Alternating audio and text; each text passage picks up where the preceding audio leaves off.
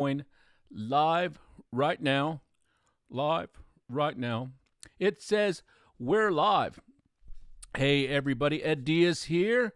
Just saying hello as myself and Scott Berry. We've missed you guys. And I think it caught us being silly right there. I don't know. I don't like that. I think in the beginning of this video, you're going to see you dancing around, Scott. I didn't mean to do that. So, no, it's all. So anyway, I hope everybody is well. Let me go ahead and make some adjustments here and welcome you to what are we at? We are not right there. We are on Synth Talk. Woo! Anyway, hope you guys can hear us okay. Making a little bit of adjustments. You know, we took a little bit of a break. Not on purpose. It was something we had to do. Yeah. Yeah. Well, everything's going good, just everywhere. And first off, before we get into the show, let's go ahead and say hi to everybody. I see on here I have Oscon. I have Dymapic Studio. I think I can say that now. I don't know why. Is it Dymapic? I think it's Dymapic. Let's see, XP50 player.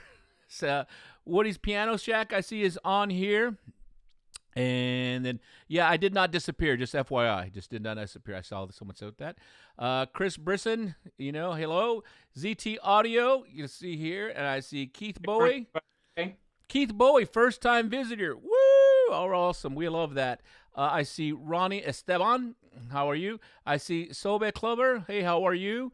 Let's see. Marktronics, what's up, dude? And hey, Mark, by the way, did you get your Jupiter X? Question. Yeah, question. We're trying a couple different things, so we'll see how long it takes him.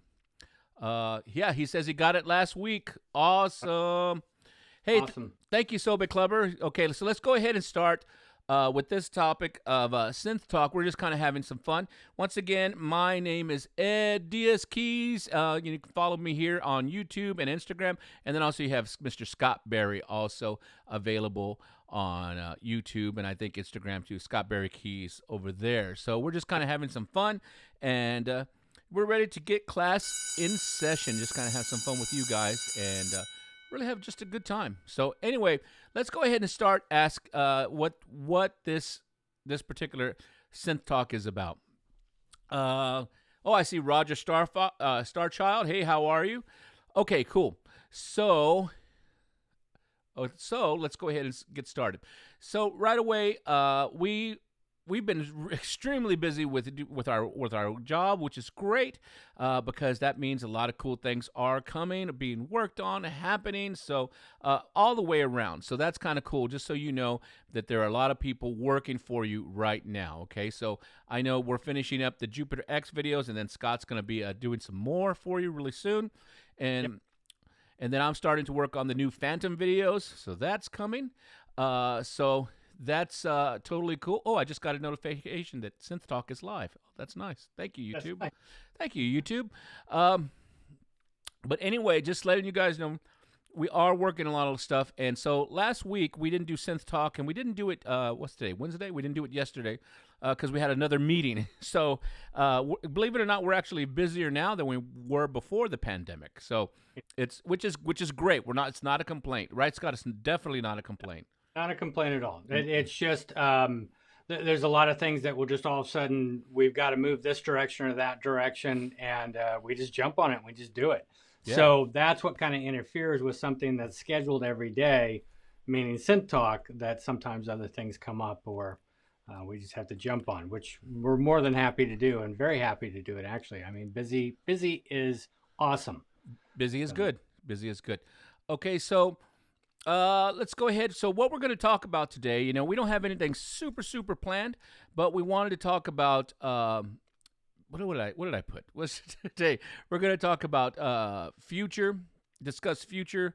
I think that I put products. I don't know, future stuff. I don't even remember. Yeah, I think part of it. I think if I'm correct here, is that you're asking for what do you guys want to see in the future, right? Yeah. And that kind of open discussion, and just kind of bat things around. Yeah. You never know. So we're going to talk about, now just for those of you that are asking, well, what's coming next? And this is coming that. I don't know, and I can't share it with you even if I did know. So just FYI, so don't ask me that kind of stuff, But what we want to do is probably expand the channel because currently right now we've been really focusing on Phantom and Jupiter X and Jupiter XM. But Scott and I have really been talking about this. What we've been talking about is we're going to probably expand it to the rest of the Roland synthesizer keyboard line. So just came out the A88 Mark II, so we can show how to hook that up with your different software synths. I just got the RD88, so that's another topic we can do. For those of you JDXA owners, I think we're going to open it up to the JDXA and start doing videos on JDXA. So that's cool. And JDXI, we're going to open up that. We already did a little bit with RD2000, so we might revisit that. What else, Scott, am I forgetting? Oh, the Juno DS. Juno DS. A special edition. Yeah, special edition. I just got a black one in, which is here. I'll show you real quick. Here, check this out.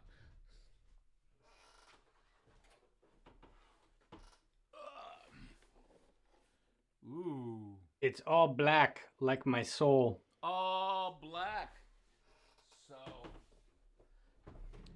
So we just got that one in, the Juno DS Black, which is really cool. And so you can find that at select dealers, right now. And then I'll probably revisit the FA a little bit as well. So, and then we have the System 8 and a lot the other era products. So and the boutique. So right now we're just like, okay.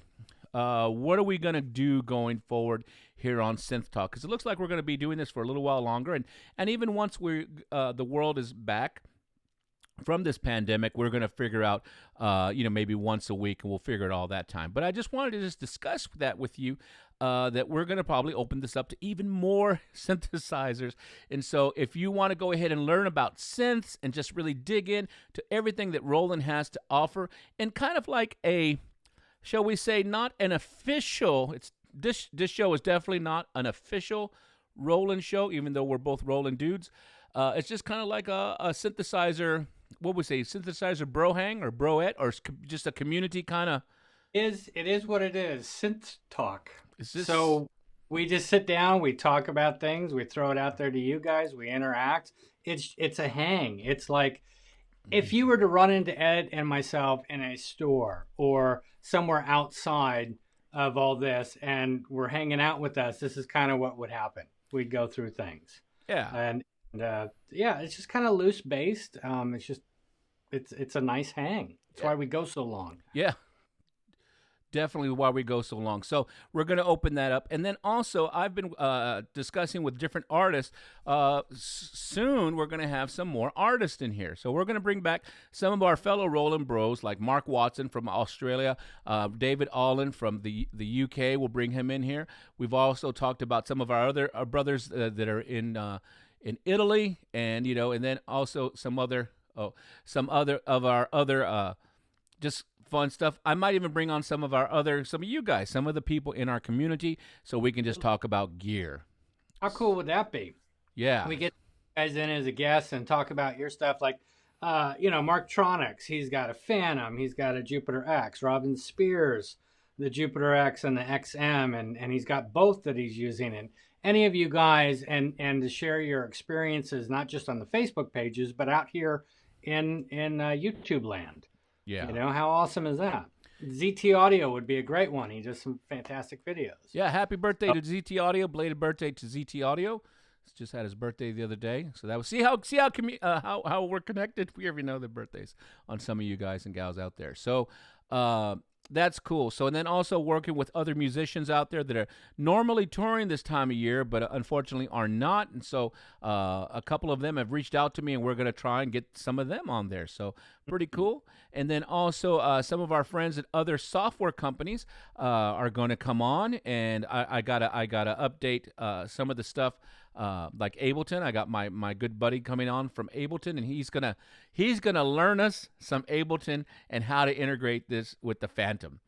So it's gonna be Totally cool. So and we'll do a screen sharing so you guys can see his screen. And he's a guru on Ableton. You know, he's just a Absolute guru and a great dude. great dude, absolute guru, just in general, and a great dude, good friend. And so we're gonna have some of them on, and then we're gonna have some other people from Roland on that will, once we're able to share. Share different things, various things. We'll have some of these people on as special guests, so you can ask them questions yourself. So that would be totally cool. All right, cool. So let's get to some of these questions. I see the questions going up as I'm jabbering on, and let's see. I'll start at the top. Ozcat asked me a while back, any future FA, and my stock answer to that, to anything when you ask me what's coming in the future, is that Roland is always pushing the envelope and always trying to come up with new products in the future. So we're always working on developing new products. So that's my standard answer. So it's not, I cannot confirm nor deny anything. Just know that all the individuals that work at Roland across the world are always working together to try and bring you the best products we can, and then making the necessary modifications or adjustments to products to even improve them even better for you. So that's cool. Diamond Studio said, I say Ed disappeared. Y'all stop trying to kill me. That's not nice, okay? There was a rumor a while back ago that something happened. I think it was in January. But anyway, let's move on. So that's cool. And thank you, XP Player. Woody's Piano Shack. Yep. Just no rumors. Chris asks, is the Integra out of production? And I don't think it is. I think that the Integra is still a current product. What would you say, Scott? Yeah, I would say I think it's still current. I haven't heard anything of it being, but again, even when things are announced as being discontinued or something like that, there's still a ton to go through of stock and things. But I don't think so. I mean, it's still selling well. It's still doing what it needs to do. And they don't have anything to replace it at this time. So I still think it's an amazing piece. I mean, it's got, 6,000 sounds in it? It has like 5,000 or 6,000 sounds. It's a ton. Yeah, it's pretty amazing. Yeah. So that's cool. ZT Audio, cool. He recognized the people. Shout out once again to Keith Bowie for his first-time visitor. And remember, this is pretty cool, Scott. This is the 22nd episode, 2 episode of Synth Talk, which I'm pretty stoked about. So that's pretty neat in here. Let's see. Sobek Clever, hello. It is Ronnie Esteban. I think I already said hi. Let me go back. Fabino, hello. I think he's coming to us probably from, I'm gonna guess, Brazil. Fabino Jablonski. I could be wrong. Might not be. Might be. I want to say Poland, but you never know. This is turning into a smaller world for all of us. So we're just kind of having fun here. Let me make sure my camera doesn't shut off. Let's see. Graham Monk says, "Oh, go ahead, Scott. You're gonna say?" Yeah. Well, as I said, totally off subject. I was watching Sonic State this morning. Oh, good. And as Williams has a camera issue, the same thing. Every 30 minutes, he's got to touch it. And he's got a little remote that he's got for it that he just has to remember to hit it because the camera goes black. So I was going to remind you about that. Maybe I need to buy that. Maybe I need to get the little remote. Remind yourself to hit it, every 29 minutes or whatever. Yeah, maybe. I could do that. I could put a little buzzer on my phone. Oh, yeah, maybe that's what I'll do. I don't know. I got to reach over and just touch it. It's a good picture, but it's a mirrorless camera, so it does shut off. So is what it is. Let me see here. I lost blah blah blah. Okay, thank you, Graham. We're always trying for good content. And for those of you that are new here, and I see a lot of great people in this community, you can always go to Roland Product Support on YouTube. That is a great source to find a lot of videos. And I'm going to pull it up real fast, just real quick for all of you that are happen to be new. We got a lot of videos and new contents coming out. This virus is not slowing us down. We're still doing some stuff. And right now we've been really working on Jupiter X and Jupiter XM videos, but we have we did a Facebook Live I think about a week ago, and we are working now on Phantom, getting some more Phantom videos for everybody. So that is right here for you guys and gals to see. Let me get rid of Scott right here. Move, Scott. Boom. Okay, cool. So So you can see you have a lot of different topics to go through. You can just go ahead and hit videos if you just want to scan and go, oh my God, look at all the stuff. A lot of different stuff. So if you already have a certain product or you don't have, you can look in here. But the best way I suggest to always look through here is go through the playlist. And what you're going to notice right away is this playlist keeps on growing. So Jupiter X is now up to 20 videos, and some more are going to be coming out. Jupiter XM26. The Phantom is on 29, and I have 30 plus videos scheduled, so those will be coming out. So we got a lot of things coming in here for you guys. So definitely check out that channel when you get a chance, Roland Product Support. And for those of you that already have different Rolands over here, you can also go to, there we go. Come on. There we go. You can also go to axial.roland.com. Let me pull that up on the screen for you. So you can also go here, axial.roland.com. This is another place where you're going to find a lot of information to help you out. So this will be great to just kind of get you going. And if we look, for example, in the Phantom section, because, there's already 15 EXZ expansion boards that are all free that you can load up into your Phantom. And that's something that's really amazing, that amount. And you see there's stuff for RD2000, Juno DS, FA. Like I said, I think we're going to start digging into the JDXA. And there's a lot of content for that. We're going to start having some fun with that. So just to FYI that there's a lot of content for you out there that we're all creating across the world, and we're going to share through the different things such as Roland Product Support and axial.roland.com. So, all right, I'm going to go back to some of the questions. Let me bring Scott back on the screen.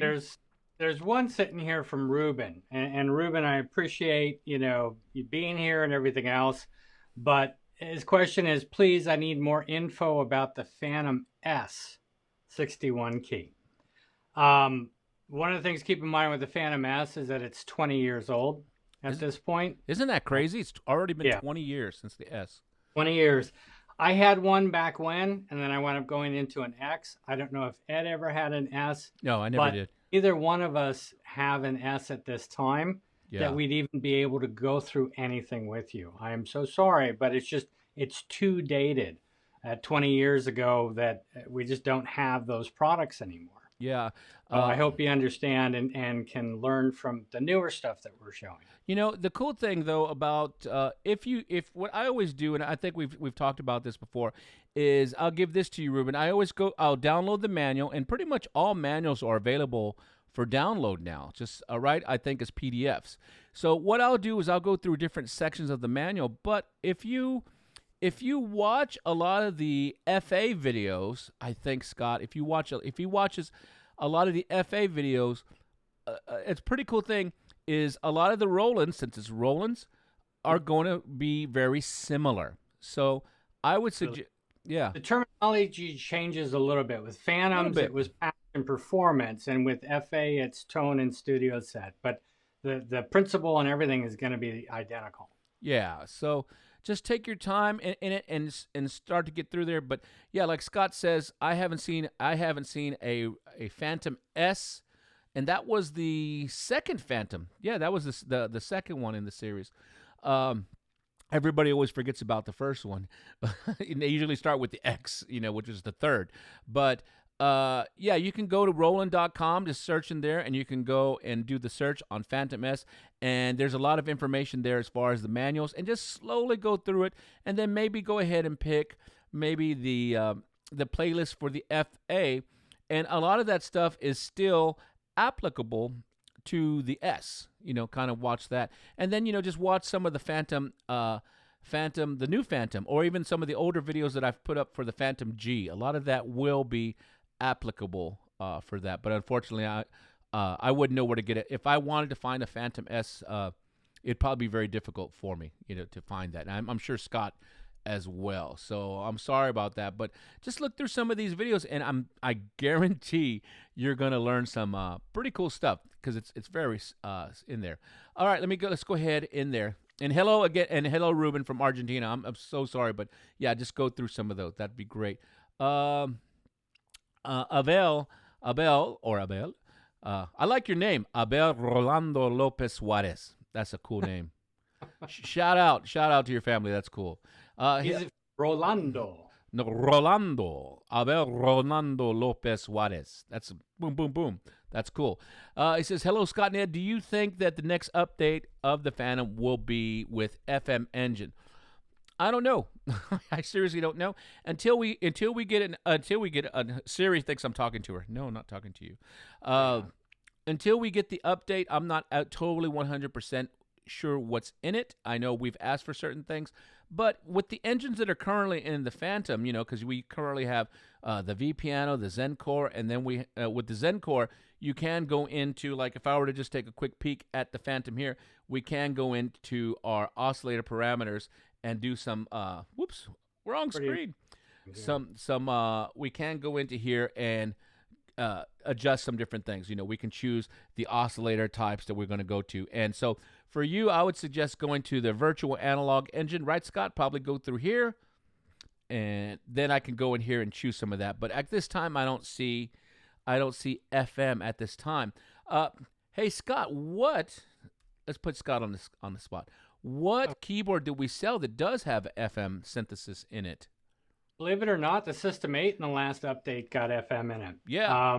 As an oscillator, it was an option. I mean, it's not as deep as like a DX7 because that's all it was with the 9 different operators and everything else that was going on. But it is powerful with the FM.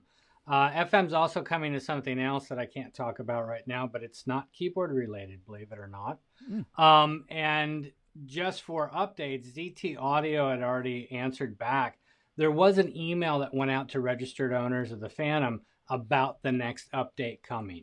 And it did list that some electric pianos and pianos were going to be part of that update. So there's some more things happening, but since it's out there and it is public, might as well talk about it. Absolutely. So yeah, so Roland is listening to you now more than ever before. Great thing that we started a couple of years ago is we're able to interact. Just the synth guys, synth people, because there are some ladies as well, some synth people at Roland where we can just have like a giant world group chat, which is great. So when you tell us something, depending on what part of the world you're from, a different Roland product specialist will come in and kind of just talk, and we just kind of have fun with it. So that's totally cool. So just keep in mind, we are watching, we are listening. We are allowed to do the synth talk because which is really great with our company Roland, that lets us kind of have some fun with you guys and just talk straight with you. So that's cool. Let's keep on going down here. Let's see, where am I at, Scott? ZT Turfer. Okay, hey Turfer, how are you? He says, I couldn't keep my hands off my old V-Synth GT.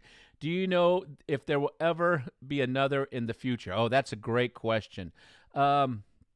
That's a great question, right, Scott? So, I mean, I can give a little bit. I don't know. If, when, or anything like that. But I was told a few years ago that the technology that they developed for the V-Synth and into the V-Synth GT, a lot of that became supernatural. Yes. That moved over. It was part of that. But just so you guys do know, is that technology, the other stuff that they did in the V-Synth, is not dead. And it's still sitting in it. And probably, I mean, I wouldn't be surprised if we start seeing it coming into Zen-Core, but you never know. There could be a future B again or something like that. I just thought I'd let you guys know that it's not a dead technology. Oh, no. Yeah, Scott's absolutely right, because, the virtual analog engine, I believe that comes from V-Synth. That's from V-Synth in there. So there are some V-Synth components in here. And then also, if we go back in time, if we go back and think about it, I think ZT Audio or somebody's, it was ZT Audio.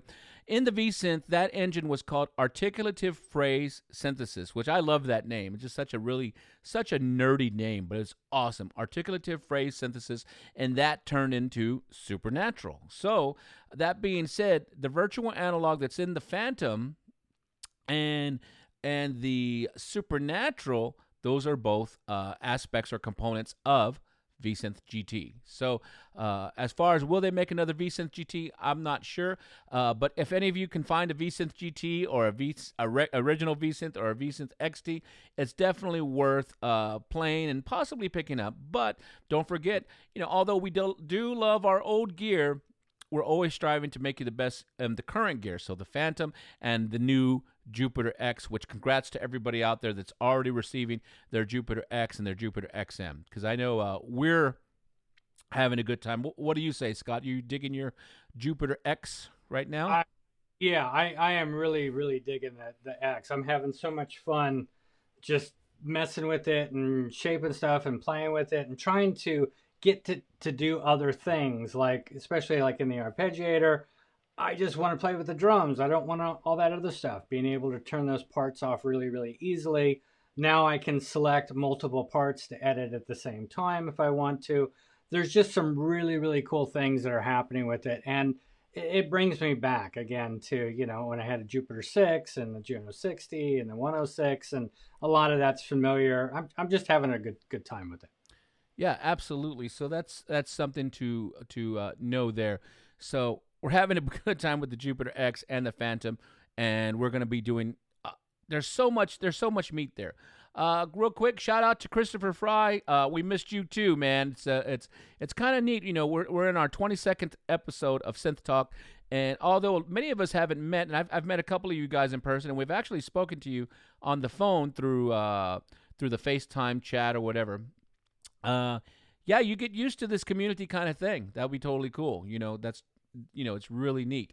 So, yeah, but last week and even it's just been crazy. It's been a good crazy as far as like having to do a bunch of streaming and then just helping our dealers throughout the world through streaming and training their guys. And here's something I can share with you. Although I can't share who we're teaching, but we're teaching a lot of the stores out there so they can better serve you as the customers out there. So that's something that's really great. So I think with us training you and kind of helping you with questions and then training our dealers, it's just going to make our synth community that much better, And then if those of you guys, if you can, if you're on the fence, please try and support your local music store, or if you have a favorite online that you use, support your music dealers because having an instrument, if you can do it right now, having an instrument would definitely take your mind off of a lot of things that are going on in the world and just kind of put you in a fun, creative place. Just FYI. Yeah, absolutely. I mean, support your local or your online. I mean, we've got to keep things moving. If you can do it, now's a great time to do it. But yeah, absolutely. That helps all of us. Not only sanity-wise, personally, with being able to go through and learn something and play something, but also just to keep people employed. That's probably the hardest thing, right? Absolutely. Let's give this. Let me see. Tropinch TV. He or she says, I have a question. Can I assign the Roland DP10 to a Roland FA08? Because I don't want to buy a wrong pedal. Well, Scott's shaking his head up. Take this one, Scott. Yeah, absolutely. DP10 is a sustain pedal, is a damper pedal. It can be assigned to any of the control jacks and including the dedicated hold jack. The dedicated hold jack, if you go into the menu, so you would push menu, system, enter, you'll find a pedal section for the FA, and you go down. The hold can only be sustain, and you can reverse or standard the polarity. Roland products would all be standard. Up above that, if you wanted to plug that pedal into any of the control jacks and use it for something else like studio set change or increment decrement or any of the other CCs that are available, you can absolutely do that too. It would just act as a momentary pedal at that time. You know what such a nerd Scott Berry is? There's not an FA in front of him. He just knows. The menu. He just knows. It's in my brain. Yeah, I think that's a curse sometimes. You're like, hold on, let me think and let me pull up what the particular keyboard screen looks like in my brain. Okay, absolutely. Press this. Okay, it's kind of crazy. All right, so I hope that helps you out, Tropinch. Hey, if you guys are watching and enjoying the video, please make sure and give us a like on here. That always helps us. And then also consider subscribing to the channel. Give it a like. Oh, I spelled channel wrong. Look at that. First thing, I spelled channel wrong. What is it? 1 N instead of 2? Oh, It's French. Please consider subscribing to Oh. the Chanel, to the Chanel. It's not. I didn't misspell it. I did it a more worldly thing. Subscribing to the Chanel. Yeah, loser. Okay, cool. And so there's some stuff on there in the bottom. But if you're liking what you're seeing, go ahead and put the like button so we can kind of see. It helps us. That's totally cool. And appreciate. I see the likes going up, which I totally love. And there's always that one person that puts the dislike. Go ahead and put that too. I don't care. That just on all my videos. There's always one dislike, and I wish I could find that person because I think it's hilarious. It's hilarious. All right, let's move on. Ruben, thank you. Yeah, we love that you love Roland. Absolutely. We're trying to support you. Majam says, I know it would be stupid to ask about the R8 MK2. My God, Scott, what is that? Isn't that the old, is that, no, isn't that the old black drum machine? It was like almost like stealth. It was all completely black with like buttons on the top. I think that's what that was. I mean, that was all part of the R series, which they started bringing in the humanizer and the human feel and things like that. I don't remember that much, but it's like I was really into the TRs. I always wanted a 909. I had a 707, but 909 was so expensive. I think that's where I stopped. And then the 90s, the Lindrum came out, which was like the end-all be-all of realistic sounds because of the sampling capabilities. But that thing was $5,000. And it was like never going to happen. I think I stopped at that point. Here, I just stayed with what I had. Here, I just put it. I put the link in the chat for you guys who want to look up that from Vintage Explorer. The R8. Oh my God, yeah, it's like, what is that? Oh yeah, it was completely. I just looked it up. Completely black, just kind of a thing. That's so funny. That's so funny. Like, no, you could ask about it. We could talk about it, but I haven't seen one of those in forever. That's pretty cool. That's pretty cool. Like what's sad is that up at Roland headquarters is that they had a lot of the older stuff sitting in the back closet. And you go back there and you'd be like, oh my gosh, I remember this. Well, when they started to remodel and do some other things within the last couple of years, all that stuff came out. Certain things went to artists that wanted it. A couple stayed around, but most of it was either sold or taken away for parts or something. Sad. Yeah. All that stuff was gone, and there were some beauties, but we never had a Jupiter 8 in there, or no. I mean, there was a Juno 60, but it was donated by somebody. Roland didn't hold on to that stuff. Well, it's just like Roland at least in the U.S. office, we wouldn't have room for if we saved one of each product, and ultimately our job is to sell gear. That's ultimately our job. So yeah, it's kind of hard. Walter Galindo says, I'm very excited for the stream, guys. How will this work? Yeah, we're working that out. We're gonna work this out. We're gonna see about this stream once we get back on the road at some point. If we can do this once a week, and it depends on our travel schedules because we travel throughout the U.S.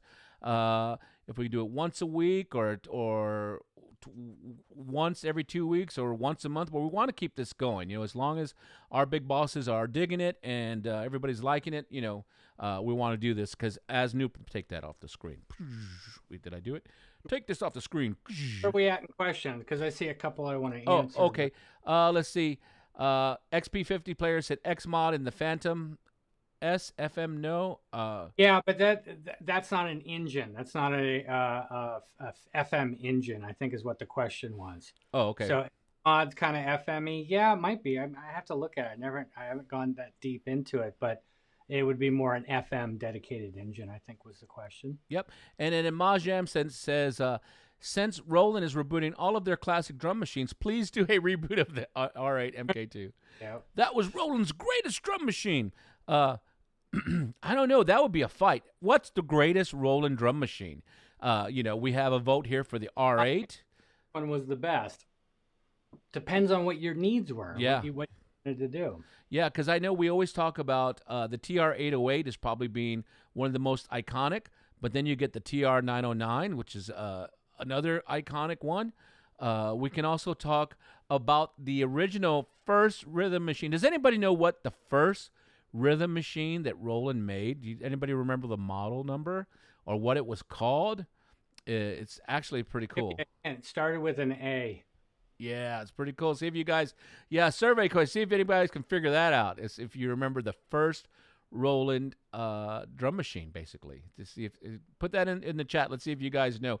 We're gonna have to start figuring out how to give prizes somehow. That would be yeah. Because the other one would be, what does TR stand for?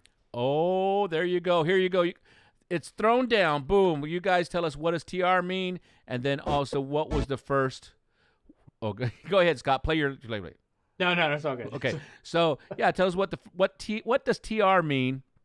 And what was the actual first rhythm machine that Roland ever made? Just FYI, kind of cool.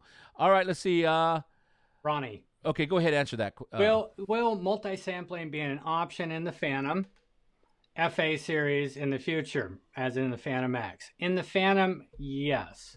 The FA, not possible to do multi-sampling like that. It just doesn't have the memory or the space for it. You do have the sample pads, and you can put a bunch on there. But it doesn't have the room for multi-sampling. With the Phantom, it'll definitely be coming. And as in the Phantom X, well, you got to remember the Phantom X was 2003, 2004 technology. Everything that I'm hearing, and Ed is that the multi-sampling is coming for the Phantom is going to be a brand new thing, which we're really excited about. Yes, so we'll see. Let's see here. Let's see.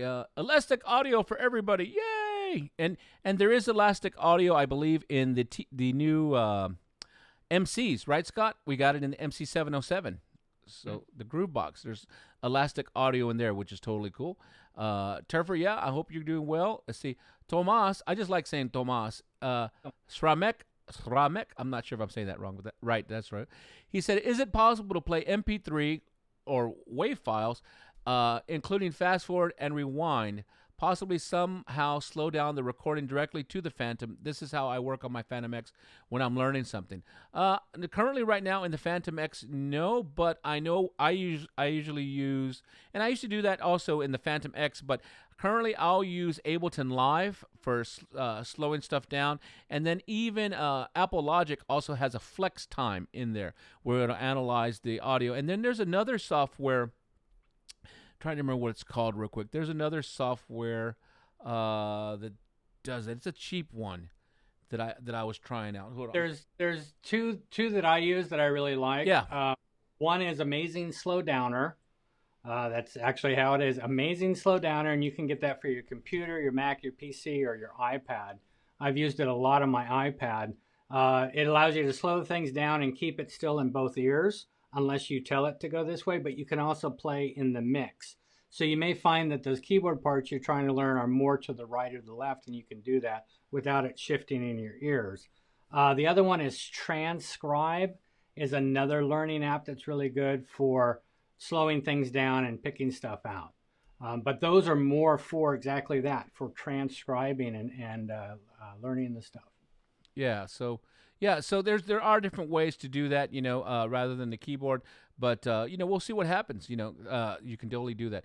I've liked using some of the computer because then I can go ahead and easily cut a section out. I'm not sure if yours do that, but you can cut like a section and really focus on that. So yeah. You just loop that little section that you're going through and just keep doing it. I go through this all the time because some of the stuff I'm learning is a little complicated. Oh, no. Surfer just put some sad news. He put sad news for the electronic music today. Kraftwerk co-founder Florian Schneider passed. What a legend. Absolutely. Yeah, it's always sad when we're seeing various people, just in general, but definitely in our community, in the synth community, that passed. Hopefully it was like that band and how he was. Yeah. He was 73, which still in my brain is like, 73, but I still feels very young to me. Yeah, absolutely. So hopefully it was a peaceful passing and nothing bad, and he's able to pass it home. So yeah, I don't want to say shout outs, but definitely condolences to Mr. Schneider's family and all the Kraftwerk fans out there. If you're show some support for Kraftwerk and jam out on his music for a while and just kind of have some fun and just pay homage to Mr. Florian Schneider and Kraftwerk. Yeah, definitely. Audio Max Recording Studio says, is there a way to change keyboard switch group pads up and down with control pedals like it is possible to change scenes? Oh, let me get this one. So we were actually talking about this one. I think we did a whole episode on talking about keyboard switch groups, Yeah. and we kind of agree. I'm sure we could do it, but at this time there is not a way to do that. We from talking about that, we're like, okay, I think the whole point of the keyboard switch groups is I want to be able to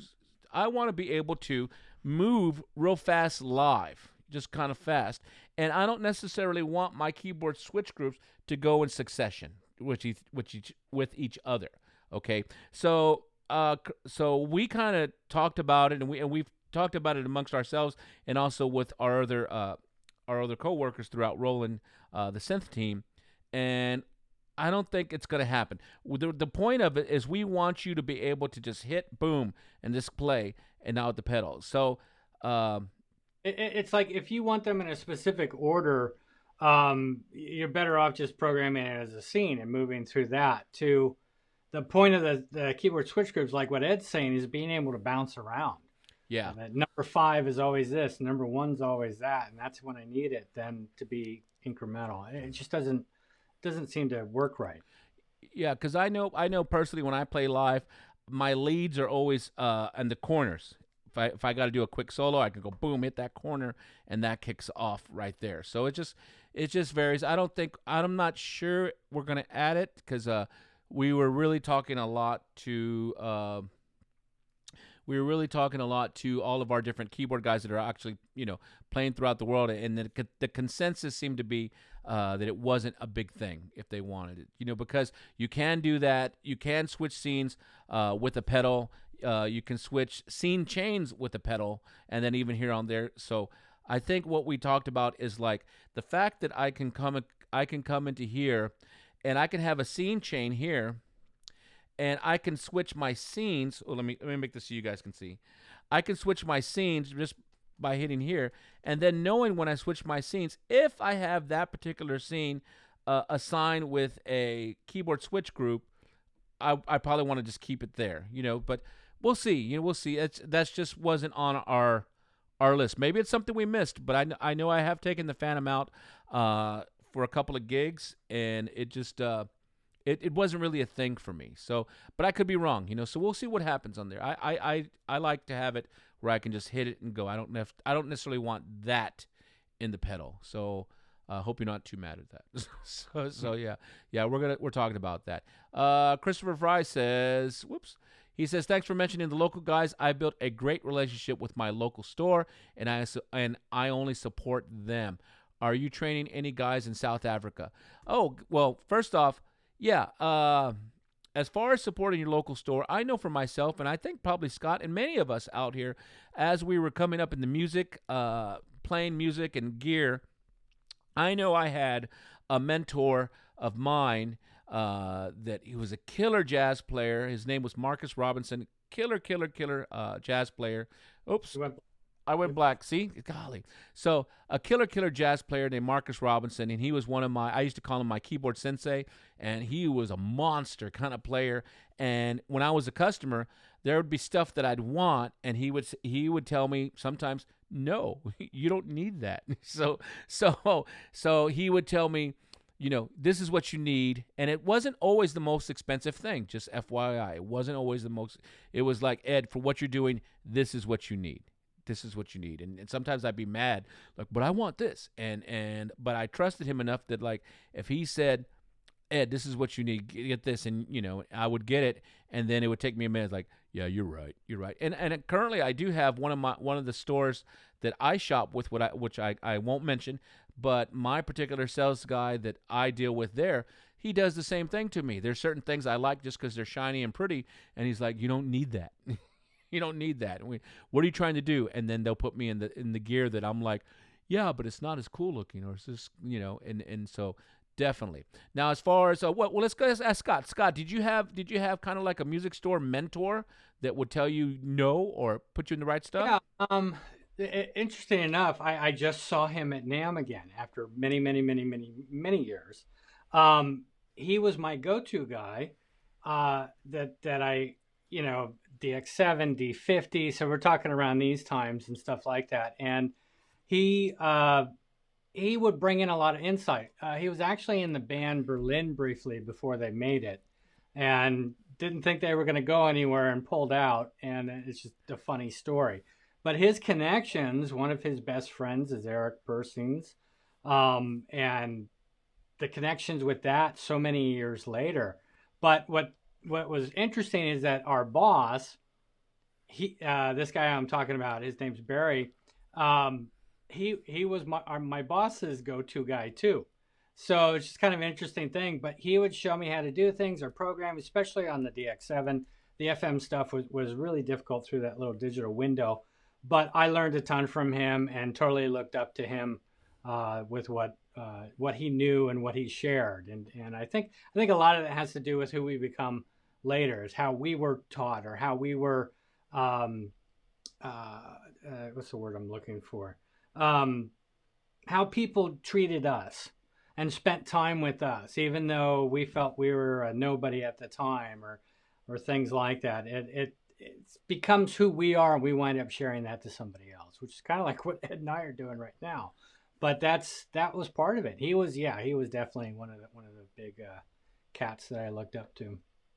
Absolutely. So it's pretty cool. So yeah, we definitely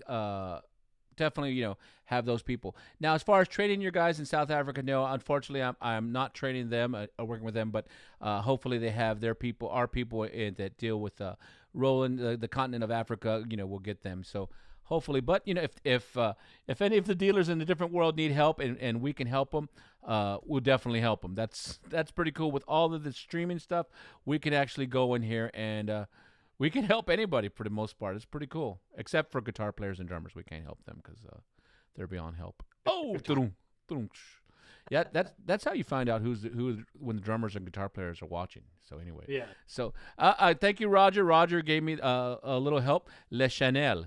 Yeah, please make sure and subscribe to Le Chanel. Look, there it is. Subscribing to this Le Channel and giving it a thumbs up. Hey, give me one more thumbs up on this channel because it's on 13 likes, and I don't like 13. I don't know. I guess I'm kind of like freaked out at that. Not really freaked out, but it's like, oh, not 13. All right, let's move on. So, okay, let's see. His Tortog. Hey, what's up, Tortog? He says, hi, all. Have to catch the replay. Yeah, definitely do when you get a chance. That's definitely cool. Let's see. ZT Audio said, any chance of getting 256 bar patterns in Phantom and at least 16 variation and at least 64 steps in the song mode list? Man, let me see here. That's called a DAW at that point. 16 variations, 64 steps. Yeah, you're starting to get in there. The bar thing, though, that is something that we've requested because we're getting a lot of people coming in asking for linear, and I think that would be a possible solution, but it's not up to us, and even if we knew anything, we can't speak. Yeah, so we are definitely trying to in there. So that's a good thing.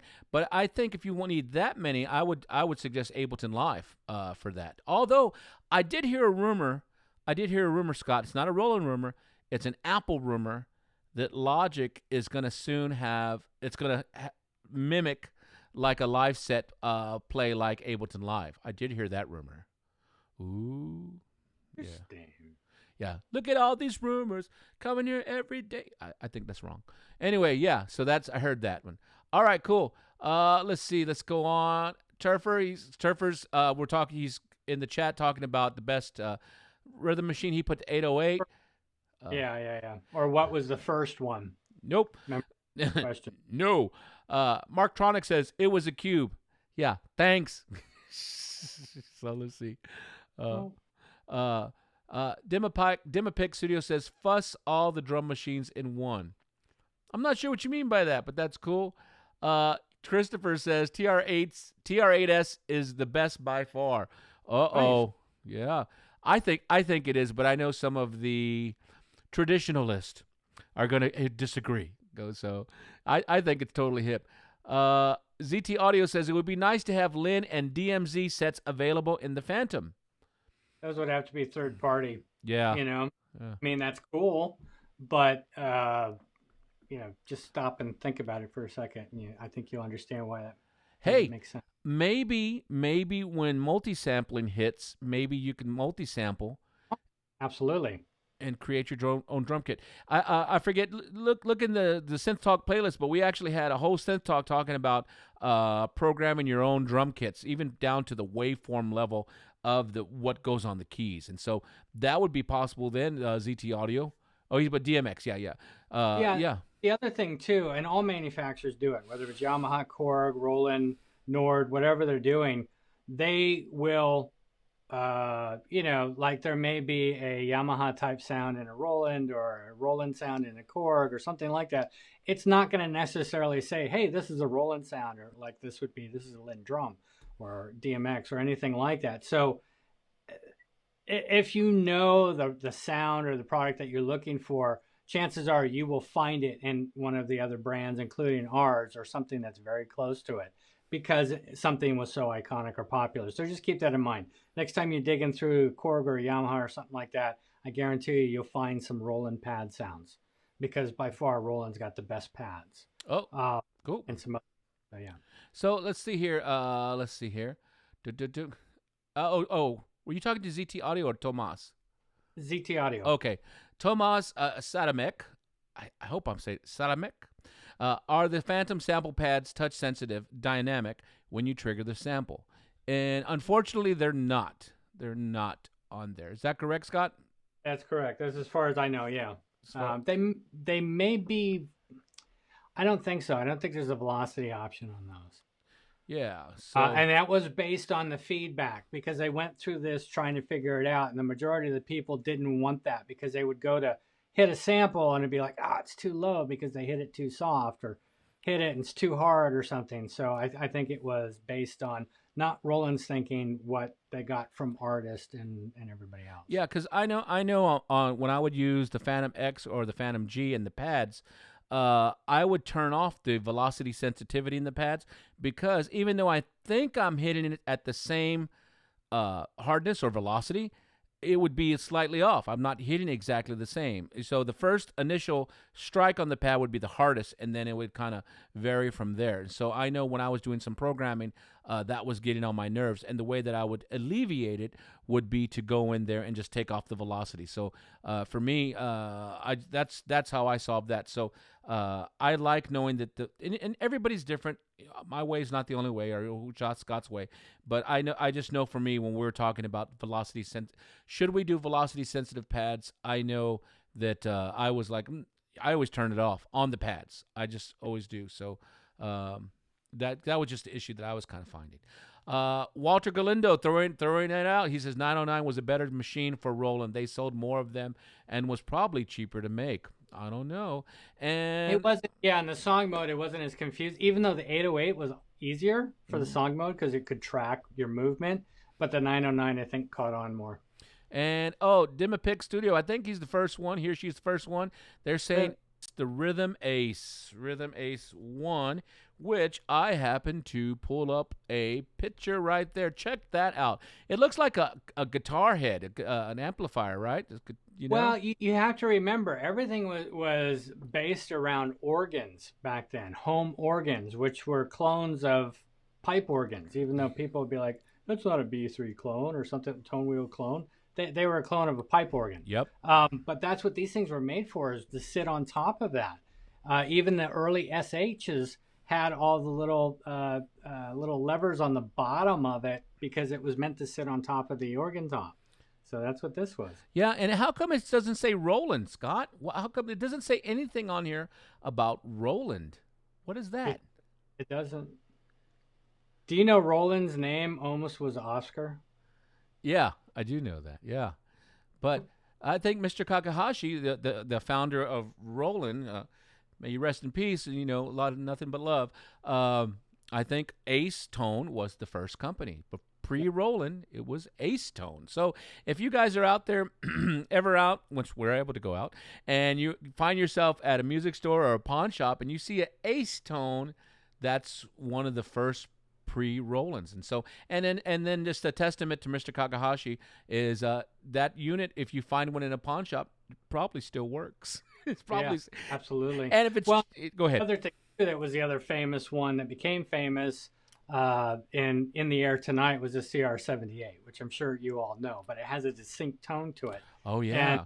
And it wasn't for that song, it'd still show up, but I don't think it would be as iconic as it is. Oh, it wasn't that one like a box? Yeah, it was Is more of a cube size. Yeah, let me see if I can find that real quick because it's kind. Oh, here it is. I found a great picture for all of you guys.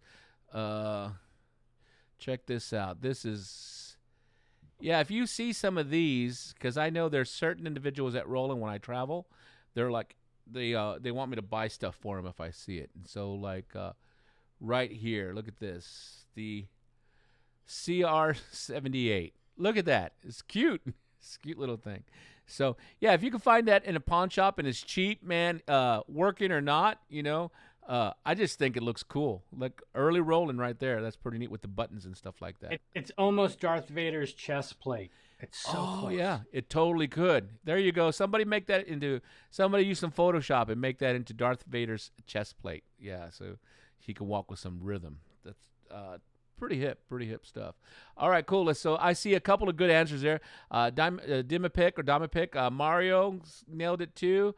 Roger, I'll give you partial credit because you said ace tone, so that's cool. Mark Tronic says Tartog has the coolest name, though. Okay, cool. Dimipic, but here's my answer. Walter Galindo says, and this is good for everybody, he says, SoundForge is the best software that I've used to learn songs. So that's cool. I think, is that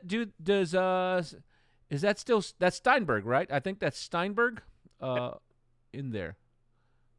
Say it again, Like, yeah, I think that was a Sony thing. We'll find out. Oh, no, I think you're right. I think that's Sony SoundForge, I think. Yeah. So, okay, cool. Yeah, Ronnie, yeah, definitely. Christopher Fry, nerd. Yep. He says rhythm is what TR stands for. Transistor rhythm, yeah. Nerd as a prize. I could do with a V1 HD. Oh, okay. the little switcher. Mm-hmm. That switcher. It's not a streamer, but it's a switcher. I used to use that on the road all the time for clinics. So that way I can go ahead and you see me live and in person, but I could show you my computer in the top of the keyboard, just like I have here in my studio. So yeah, that's a great little piece. It's like about this big. It's pretty hip, easy to carry in the bag. I wish I could. That'd be so cool. There you go. No, that's awesome. But it's got a little lever on it. That's one that has a little. Yeah, that has a little lever, if I remember. Yeah, that one does. Every time I see those things, I have to do the tractor beam sound from Star Trek or Star Wars. Oh, yeah, it's just part of it. Let's see here. Turfer says, "Whoa, here, see, hold on." My chat just went like that. Hold on, chat. Okay. Do you know if there's any way of recording video and audio at slow speed with a way to respeed after like Ableton Audio, but with video? Also? I got that. Ooh. Okay. Cool. So the best way I find to do this is actually not in the music space, but is actually using Adobe Premiere. Adobe Premiere CC, which is used for film editing. And I say that because you mentioned recording video and audio. So I would inside when you record the video, record it at a higher frame rate. So say like if you can get 120 or 240, so that way when you slow it down, the footage looks that much smoother. It's a smoother slow-mo. And then edit it maybe at like 24 frames a second so you get more of that cinematic look. So my suggestion would be probably Adobe Premiere, which I think you can get that in a monthly kind of service in there. That's how I would do it, Turfer. That's probably how I do it. Now, I'm not sure how it'll affect the audio, but if you do it at a higher frame rate, the audio should be pretty decent. Or you might have to use a combination of maybe Premiere. Oh, and Premiere also has their own DAW, which is called, I don't remember right now. Oh, I have it here. Hold on, I'm going to tell you right now. Audition. Yeah, they have their own one called Audition, their own DAW. So maybe in there. That'd be in there. Let's see here. Walter Galindo says, can we give input on Roland products and features? Absolutely. Absolutely. And one of the best places to do that is social media, Facebook pages. If you are part of Facebook, go to the pages for the Phantom or the Jupiter or the FA or whatever. We're definitely watching. I know Roland is watching Roland Cloud and Phantom and Jupiter and new products and things like that, the MCs, so on and so forth. That's really the best place to voice what's going on. Yeah. Because if it goes direct in and it's an idea that we possibly are thinking about using, it becomes a legal thing at that point. But publicly out there in social media, that's the way to do it. Yeah. So that's it right there. Let's see. Train style production, HDMI out of the Phantom for a bigger touchscreen. That would be awesome, but that's hardware at that point with the HDMI. Yeah, that had to be. Yeah, you'd have to be a custom kind of engineer kind of guy to go ahead and do that. And yeah, it's not technically it's not technically possible. Yeah, ZT Audio already covered that. Let's see. Walter Galindo, he put number 1. He says 2. As a selling point, tell the R&D guys to make their full-size keyboards have their USB Type A outputs. Wait, let me read that again. See. As a selling point, tell the R&D guys to make their full-size keyboards have their USB Type A outputs, have a 2 to 4 amp rating so you can charge your phone. Oh, that's cool. So 2 to 4 amp rating so you can charge your phone, tablet, and also iPhone, iPad, USB MIDI comp. You can already do that on the Phantom with the iPhone. The iPad, I think, the newer iPad requires a little more power. But you can definitely do that. And it's like any of the memory ports have power. They have to have USB power, which is running 5 volt. I used to charge my iPhone out of the Jupiter 80 when I was doing demos. Yeah, so check this out. Check this out. So here's my iPhone, okay? And I'll plug in. Whoops. Let me go ahead and I'm trying to move here. Plug in to the USB. Yeah, this is not something that we're kind of advertised per se, but when you're on the road and you need power, it's always nice if I just plug it in without looking. There we go. And hold on, let me see. There we go. Look. 100. It's charging. You can't see it. Oh, here I'll do it this way. Green. Yeah. You can see. Yep. It's green. You can see it's charging right there. Yep. And the other thing too, because you mentioned USB MIDI compatible, on the Phantom, those parts are class compliant. So if you had a class compliant MIDI controller of some sort, it would work with those 3. Yeah, so totally cool. All right, let's keep on going. Man, you guys I feel like, but we took almost a week off just because we were just tied up, but we were just going good. Scott Lawler, hey, what's up, dude? He says, hi, Ed and Scott. I just tuned in. Is it okay to ask your recommendations on gear, or is that not appropriate? Yeah, definitely ask. That's definitely ask. I will say this, and I'll let Scott talk, and is I never say this such and such is the best. Just FYI. I always ask, what are you trying to do? And then we, kind of recommend something in there. So yeah, go ahead and please feel free to ask. Go ahead, Scott. What do you think? It's the same thing. It's like Ed and I are keyboard players first. I mean, obviously we bleed Roland and we're Roland guys, but we're keyboardists first. So we like a lot of things that are out there from other manufacturers. If it's a good product, it's a good product. You can't deny that.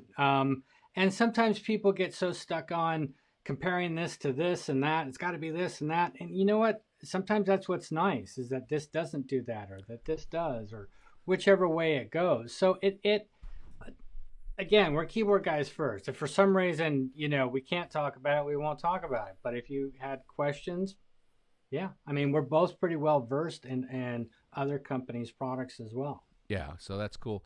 Lord Tune Piano, he says, I got the X. It's epic and it's huge. Awesome. I still own an X. I own an X8 right now, and one of my the Jupiter X or the Phantom X. Oh, what did you get?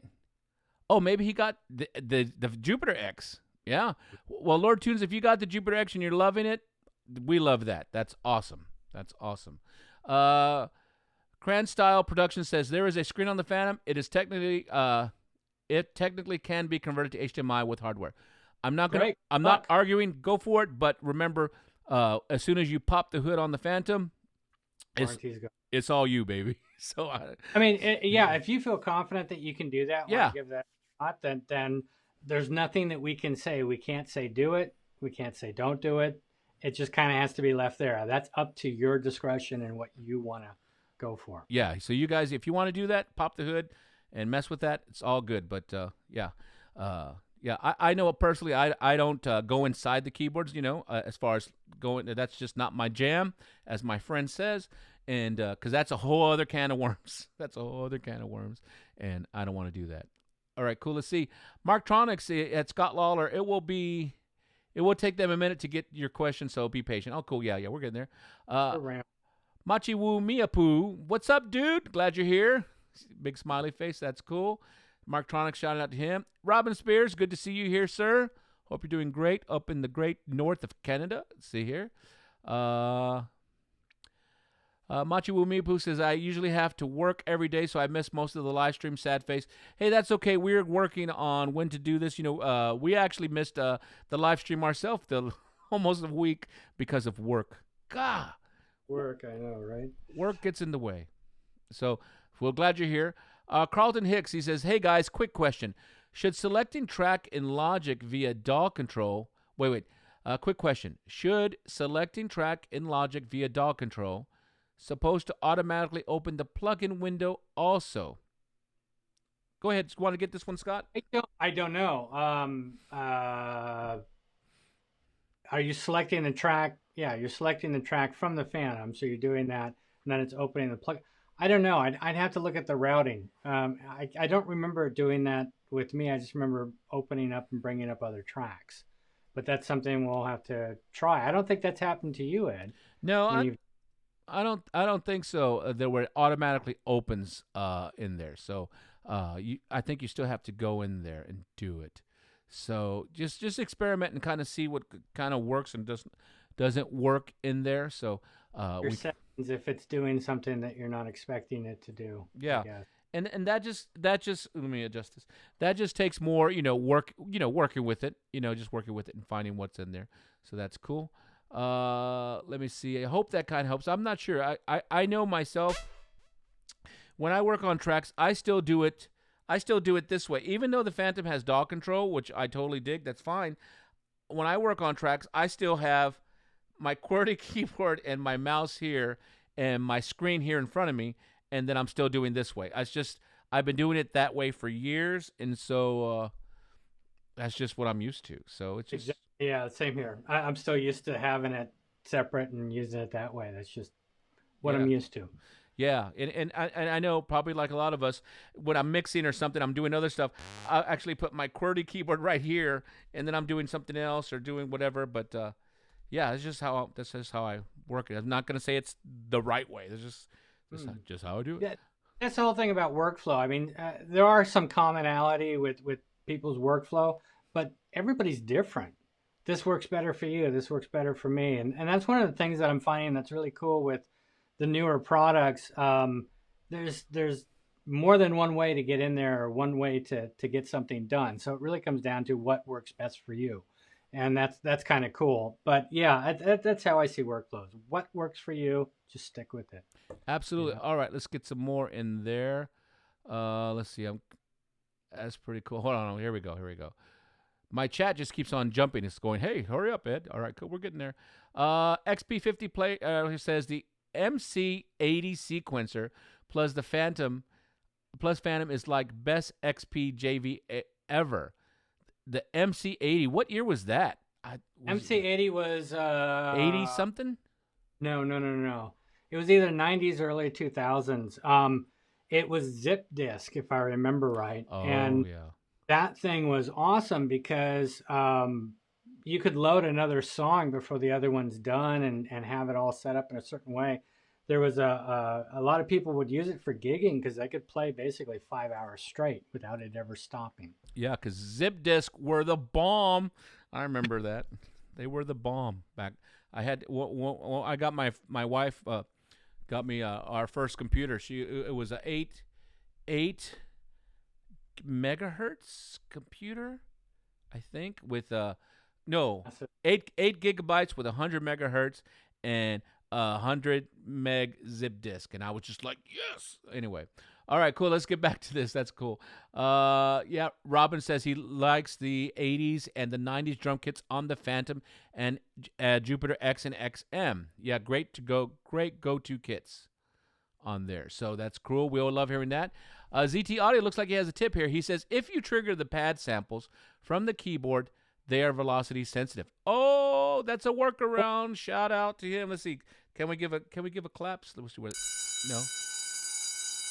Golf clap, but no, that's because it's being triggered from the keyboard, and it does go. Absolutely, yeah. So absolutely, you can totally do that. Shout out to ZT Audio, nailed it. Cool. Tim H, good evening. How are you?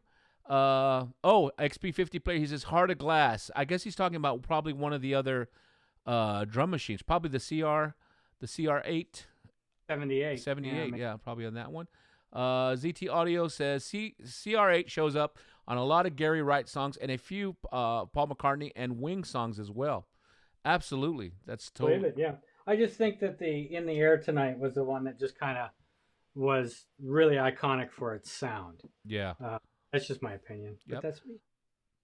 Lord Tune says, "Hey Ed, hey Scott, do you have the Roland Jupiter X in front of you? How do you change your own sounds? Please help me. The synth is awesome, but so confusing. What do I need to know when I'm using it?" Okay, while Scott's doing that real quick, because Scott has it in front of him. But don't forget, Scott did a bunch of videos. If you go to Roland Product Support, which will kind of take you through there. But I think Scott, can you show him real quick? I'm trying to understand it. Okay. How do you change your own sounds? Yes. Is it just create your own sounds, Lord Tunes, or is it switching a scene? I guess I'm a little bit lost there. Hey, why don't you show them switching the banks and the scenes? I'll switch over to your camera. There you go. So yeah, there's a couple different ways that you can do things depending on which mode you're in. So if you're in the scene mode, these buttons all work for the different scene selects. So scene 1, scene 2, and it shows you which bank you're in. If you hold scene button, you can change banks and go to other banks. So that's 16 and 1. So again, to change that, you've got to hold scene, pick the bank number, and then select the bank. Notice how that changes there. So that's kind of how that works. That's pretty easy. In the model banks, so again, inside the scene, you have up to 4 tones that you can layer. This would be 5, including that. One of the things that I do to select the sound if I want to hear it is I just hold the part button down, pick 1. Notice how 1 is on for being able to hear, and then that's the one selected to edit. If I hold part and hit 2, now it's 2, and 3, and so on and so forth. The other thing that I'll do is that I'll hold the part button down until the screen locks. So the screen is now locked. So if I hold that, unlock. If I hold that, lock. Come on, there you are. And when it's in this mode, these last 5 buttons over here are the parts that are receiving the iArpeggiator.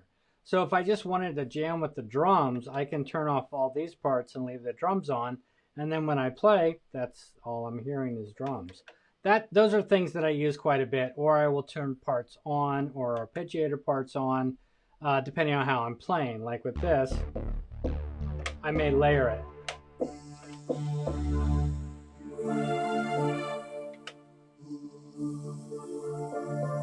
So that's one way that I'll move through things, or I'll line up scenes.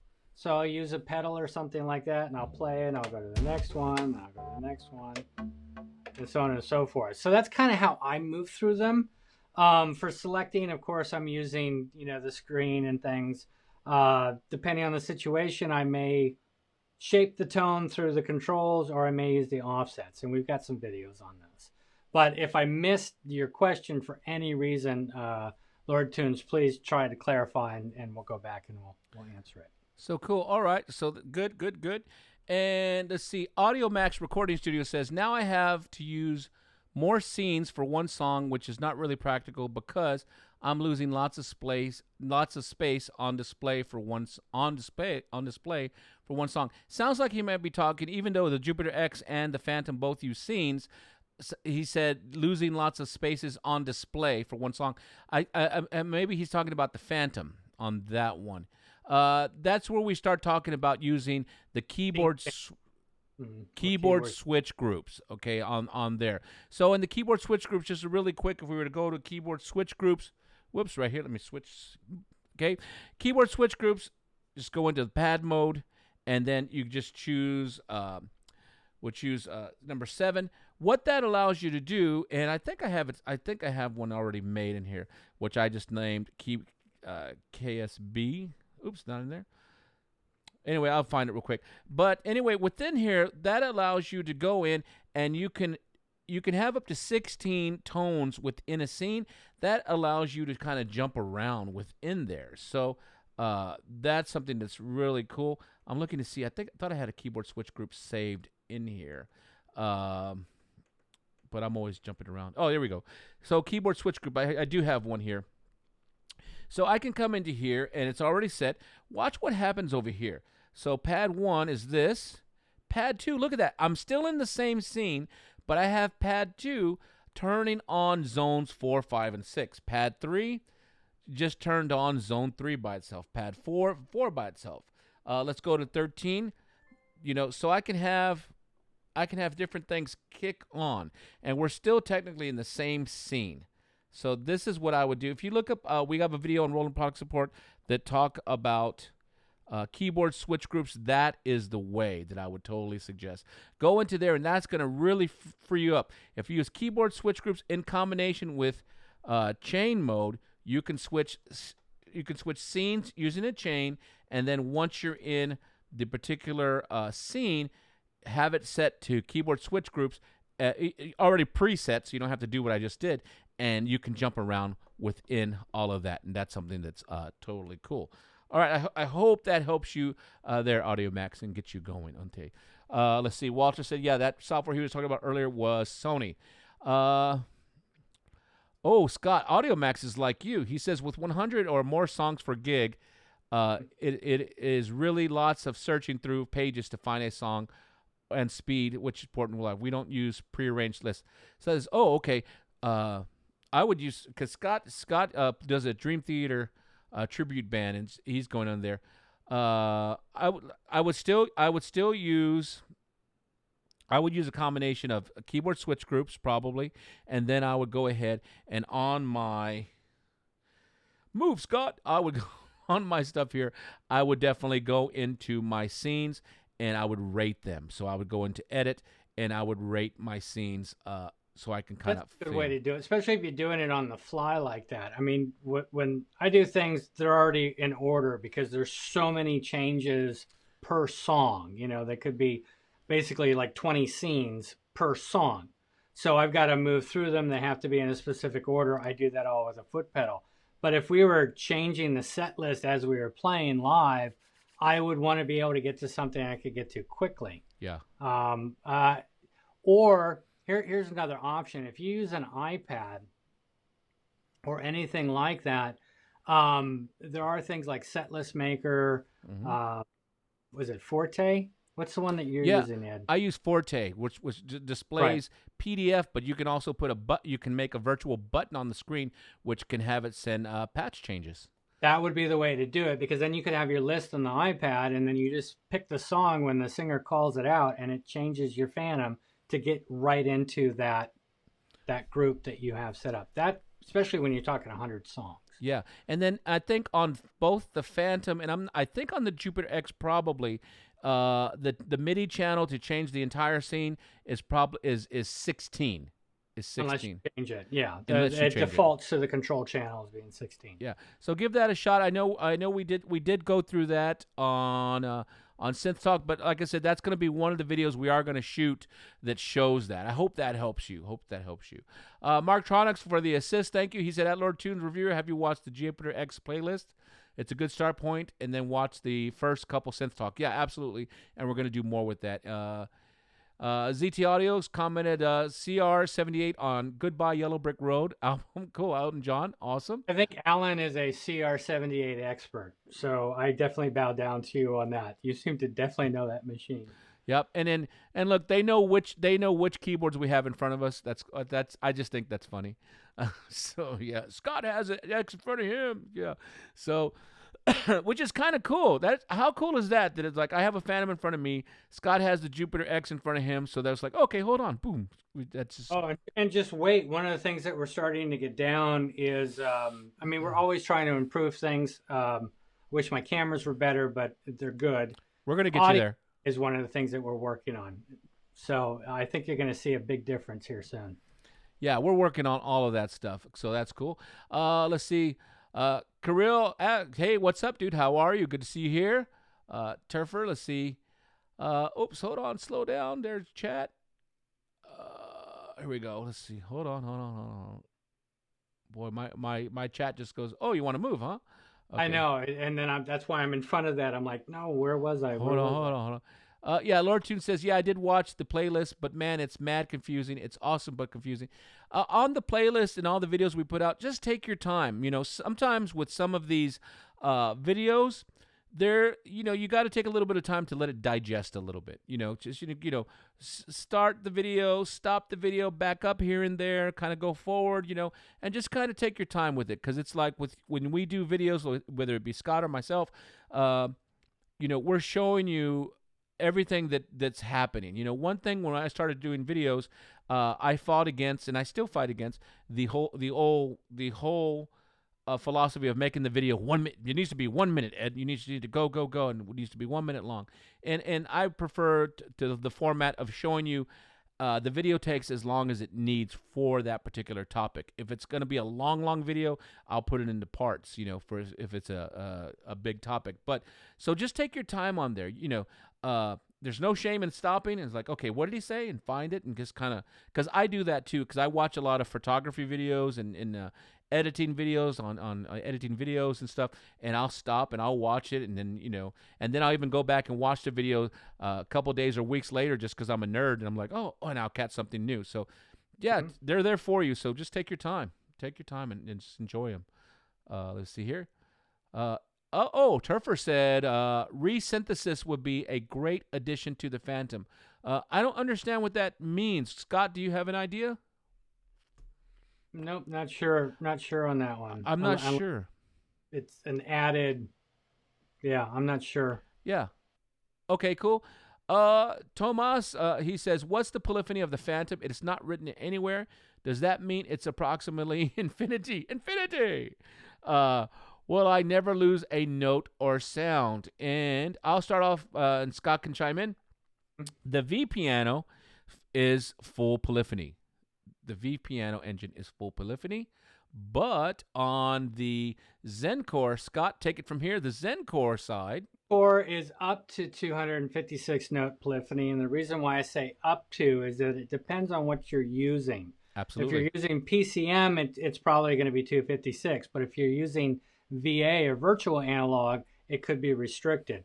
So it depends on what you're using for the oscillator and what's going on. And keep in mind, as you start to layer different zones, you could easily be hitting one note and it's triggering 55 notes. Absolutely. Polyphony. So it depends on what's layered and what's sitting there and everything else. And if something does choke, you've got a voice reserve, so you can go in there and decide, my bass is getting cut off, I want to reserve a couple more notes for that, or change the way that you're chording something. But I mean, 256 is pretty huge with a lot of the stuff. Yeah, and I was going to show you real quick. So inside the Phantom here, oops, sorry, Scott. Inside the Phantom here, you can go in there, shift, and I'm going into zone edit. And inside the zone edit area, if we just go down here, you actually have the voice reserve, and we can actually come in here and we can tell it what we want it to do as far as we want it to go ahead, single limit, full, and then we can say, well, okay, I want this one. It needs to have at least 23 notes of polyphony. If so you can really go in there and decide if the Phantom has to steal polyphony. you can decide where it's going to steal it from. So. But then once again, what Scott just said, it all depends on what engine you're using in there. And then also keep in mind, if you're doing these massive layers and splits, you might have to make adjustments and just inside your keyboard decide, well, do I want to have this particular sound go through the whole keyboard, even though I only play it in this range? So you got to just think of different things like that. There used to be tricks back in the day that they would do. You'd hear these killer demos on these keyboards, and I'm talking about, the 90s, early 90s and things. And you're like, how do they get all that going on? It's so big. And when I try to do that or play that same thing, I'm choking it. In the sequencer, they would move everything by a tick, meaning it would be forward or back, so that when a big chord or something came down, it didn't all strike at the same time. So they would trick it by ticking it this way or ticking it that way so that it still sounded correctly but didn't jam it. So that's just kind of like how they used to fool it back in the day for like 128 note polyphony or 64. Yeah. And now we don't have to do that with 256, but it is something that you got to be conscious of if you are getting cut off. And Christian Thompson says, Do the USB external device ports do anything except charging my phone? We are working on that right now. We are testing other peripheral devices, and so I think you're going to see some stuff coming soon for that. So at the moment, just class compliant. So it will work with other MIDI controllers and things like that through it. But yeah, that's still very much they're working on that. Yeah, we're developing that right now as we speak. Let's see. Any hope of class-compliant audio over USB on the Phantom from ZT Audio? Currently, right now, what he's talking about is can we go ahead and maybe plug in the Phantom to, say, an iPad, per se, and it just works? I'm not sure, because I've thought about this too, Scott. It just depends, like how much audio. Currently, right now, with our drivers, you can actually have 16 stereo audio going over the USB. And I'm not sure what the rating is for USB class compliant, like how much audio it could handle on there. Because I know we do have some audio interfaces that are class compliant that will work with iPads and stuff like that. But I'm not sure what the limit is in there. I'm hoping, in the future we can see, because that definitely, the USB compliance is definitely something that is starting to take hold, and we're looking. What are your thoughts? We've always done our own drivers, and the reason why is because Roland claims that they're faster and clearer than anything that's class compliant, because class compliancy opens it up to so many other things that it has to be compliant with and allows other things to happen. That's not saying it's bad, but that's why Roland is always stuck with the driver. Is we believe the MIDI's faster, the audio is higher quality, and everything else when we write our own drivers. Yeah, so that's cool. Let's see. Douglas Carmichael. Hey, what's up, Douglas? And I see Bella Lugosi. Good to see you here. Yo. And let's see. Oh, this is a good question from Douglas. He said, hey, Ed, have you ever used the Keith McMillan Quinexus? I'm thinking of getting one to use as a MIDI keyboard to the right of my mixing console. I haven't, but I think Scott has. Well, I'm a big fan of Keith McMillan's stuff for sure. They've done some really, really cool things. So I don't see why that wouldn't work. And I wouldn't say against it or anything like that. But yeah, I think his stuff is great. Yeah, and I think it's pretty neat. But I'm also into like cameras. And so cameras take a lot of my money as well. So, not only the camera body, but the camera lenses, as they cost many times more than the camera body. So I have another another thing that I'm just really into. So I don't, but I'm definitely interested in that stuff. Scott likes that, and that's cool. Let's see, 80s fan. What's up, dude? Let's see, Christian Thomas. Oh, ZT says, at Christian Thomas, you can plug class-compliant USB controllers into the USB device ports. Works great. Good.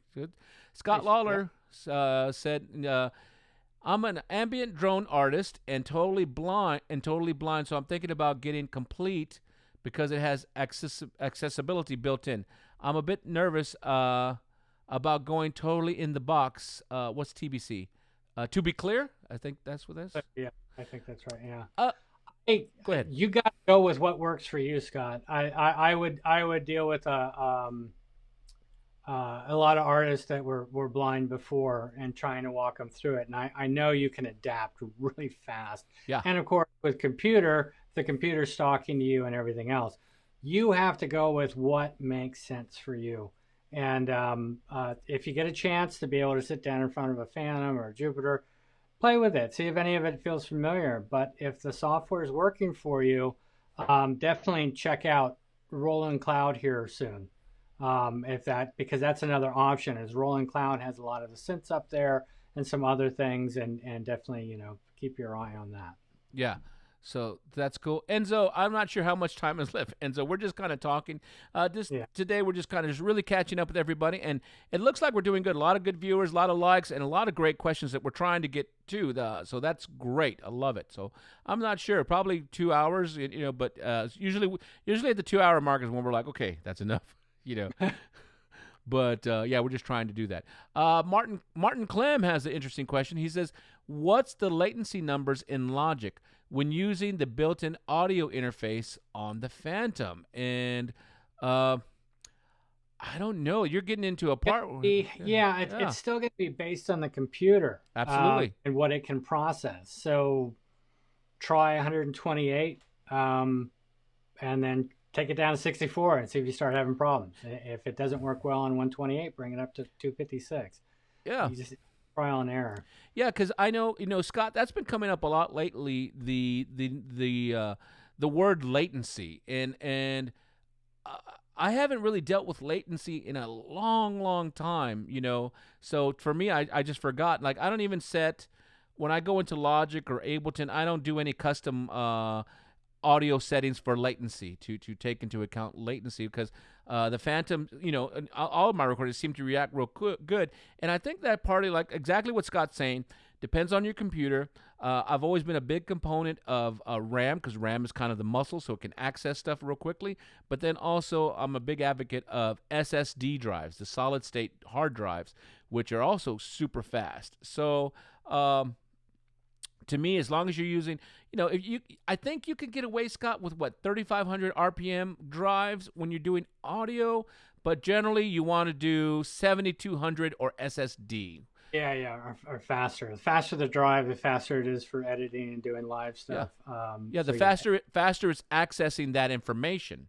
So, and then writing that information. So, real quick, Martin, I'm not sure of the actual numbers, but try and max out your RAM and get the fastest drive you can, which currently, as far as I understand, on the market is solid state drives, because that's all Scott and I use nowadays for the most part. Yeah. So on there. So good question. Johnny Slash, what's up, Johnny Slash? Let's see. Oh, Machi Wumiapu, he says, when I'm recording a song, I use the MSQ 700. Wow. What is that? That's it was the sequencer. It looked like a big old adding machine, and then you had the MC composers, which were the micro that were MC 500 and MC 300, I believe. Oh, I might have to look this up. Yeah, you have to do a search for it and pull it up. I'll do a search for that one. Here, get the next question while I do that, Scott. That's electronics. I had the MSQ when I had my Juno 60. Exactly. Yeah, because there was one for that. I mean, it was a cool sequencer, but again, at that time, Juno 60 6 voice, you couldn't really track things much because there wasn't any layering back then. You could do it with separate things. Couldn't be this from the same thing. Latency is going to depend heavily on your computer specs. Exactly, ZT. MC80 sequencer out of the XP6080 floppy and optional zip or HDD. That's it, XP player. You got it. Enzo, you guys doing one of these things tomorrow? I missed them. Yeah, probably. Yeah. Okay, hold on, Scott. Here's quick for the nerds. Check this out. Here's what they're talking about. Look at this thing, the MSQ 700. Look at that. That's pretty cool. It's pretty cool. It is pretty cool. And then it's like if you bring up the MC, I think it was the MC 700. Oh God, let me see here. Hold on, let me. Newer version of it, but again, that was still 90s. Yeah, this is a bunch of Let's see. Oh, look. Wait, no, that's brought up the MC.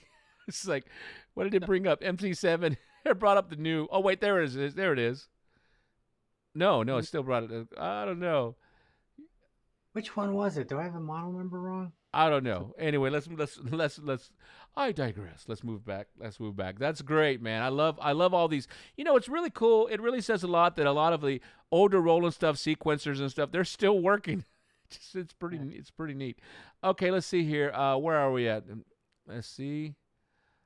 Kirill, he moved that. Okay, yeah. You, go ahead and answer Scott. Scott, on this. So I'm wondering what kind of hardware you'd recommend for the ambient drone that would have real-time control for live performance, as I do a lot of streaming right now. I have the FA08. I mean, you could definitely set something up and just have the drone sound down there, just have it going, whether if that's using a sustained sound or something. I don't know how else to say, you just need a note held down for your drone and to play over it. I even know of iPad apps that have GeoShred from Wisdom Music.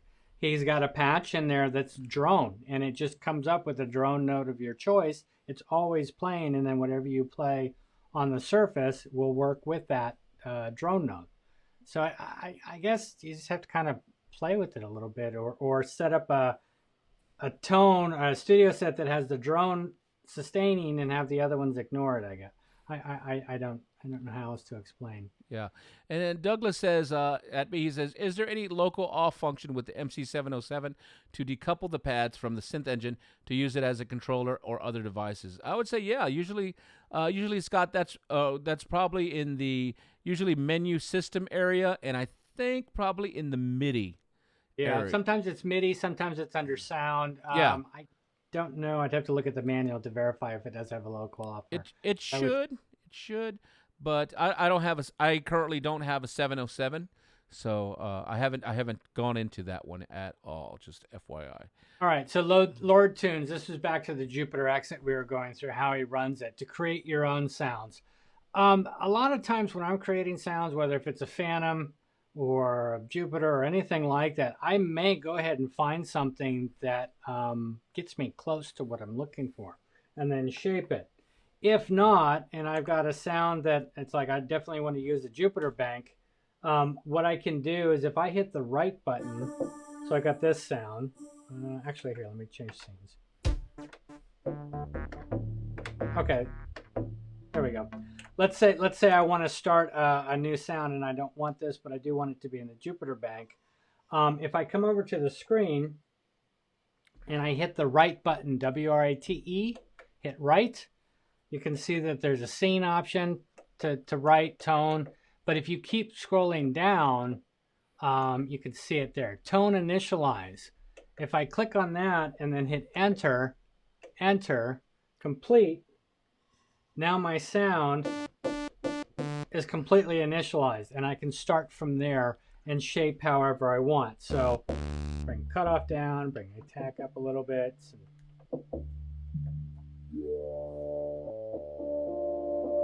And start shaping and figuring out what I need. That's if I'm starting from scratch. But a lot of times I'll find a sound that I already think is close or kind of what I need. Let's say, it's like a Jupiter string, but I want it to be changed.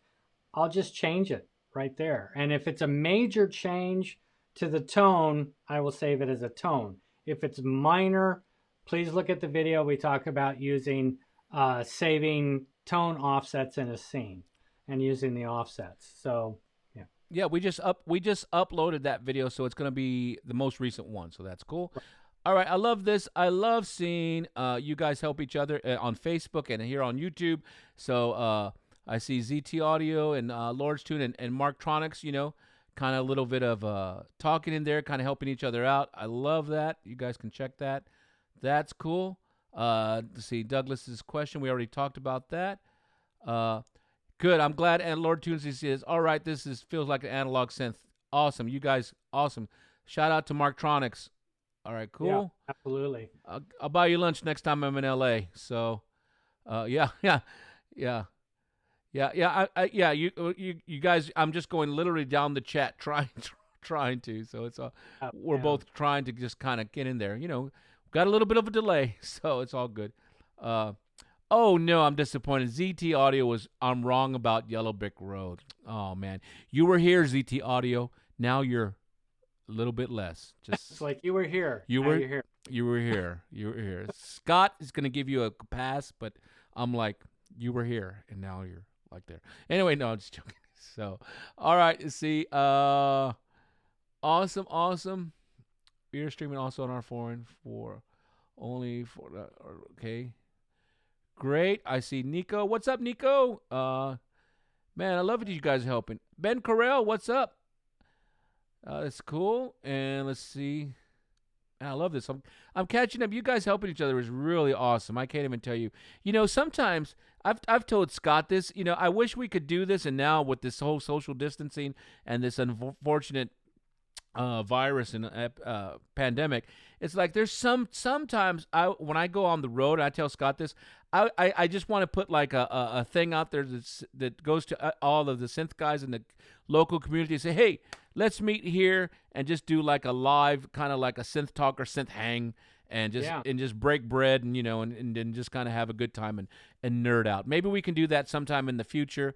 I know whenever Scott and I do clinics out through the various stores throughout the U.S., that's always a real nice. I know I met Marktronics at NAMM, and then I know probably next time I go into the Sacramento, San Francisco area, I'll kind of give a shout out. Give a shout out to ZT Audio, and so, so it's really cool. And Machi Mia saw him in the Northwest. That was totally cool. So yeah, I just love this sense of community you guys doing. That's great. Let's see. Shout out Billy McBride says, I have owned these Roland synths before. Juno D, LE, two of them. Juno D, Juno DI. Man, a lot of good stuff. I like my Juno D LE the best. I'm thinking of the new Phantom one day. Cool. That's great, Billy. I think you will love it. And we're always creating content and trying to service our customers this way, helping you out as quickly as we can, get you guys going.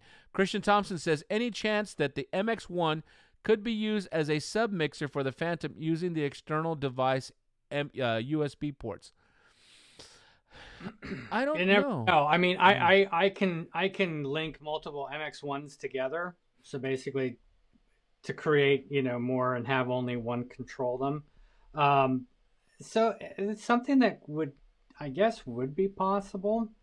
It's just kind of, I'd have to think about how to do that, and it would probably have to go through the computer port versus a regular USB port. But I don't know if that would be possible or not. Yeah, and then I think that's pretty hip, Christian, but I know myself, I'd probably just go ahead and plug the Phantom into the regular analog inputs of the MX1 if I was going to use that.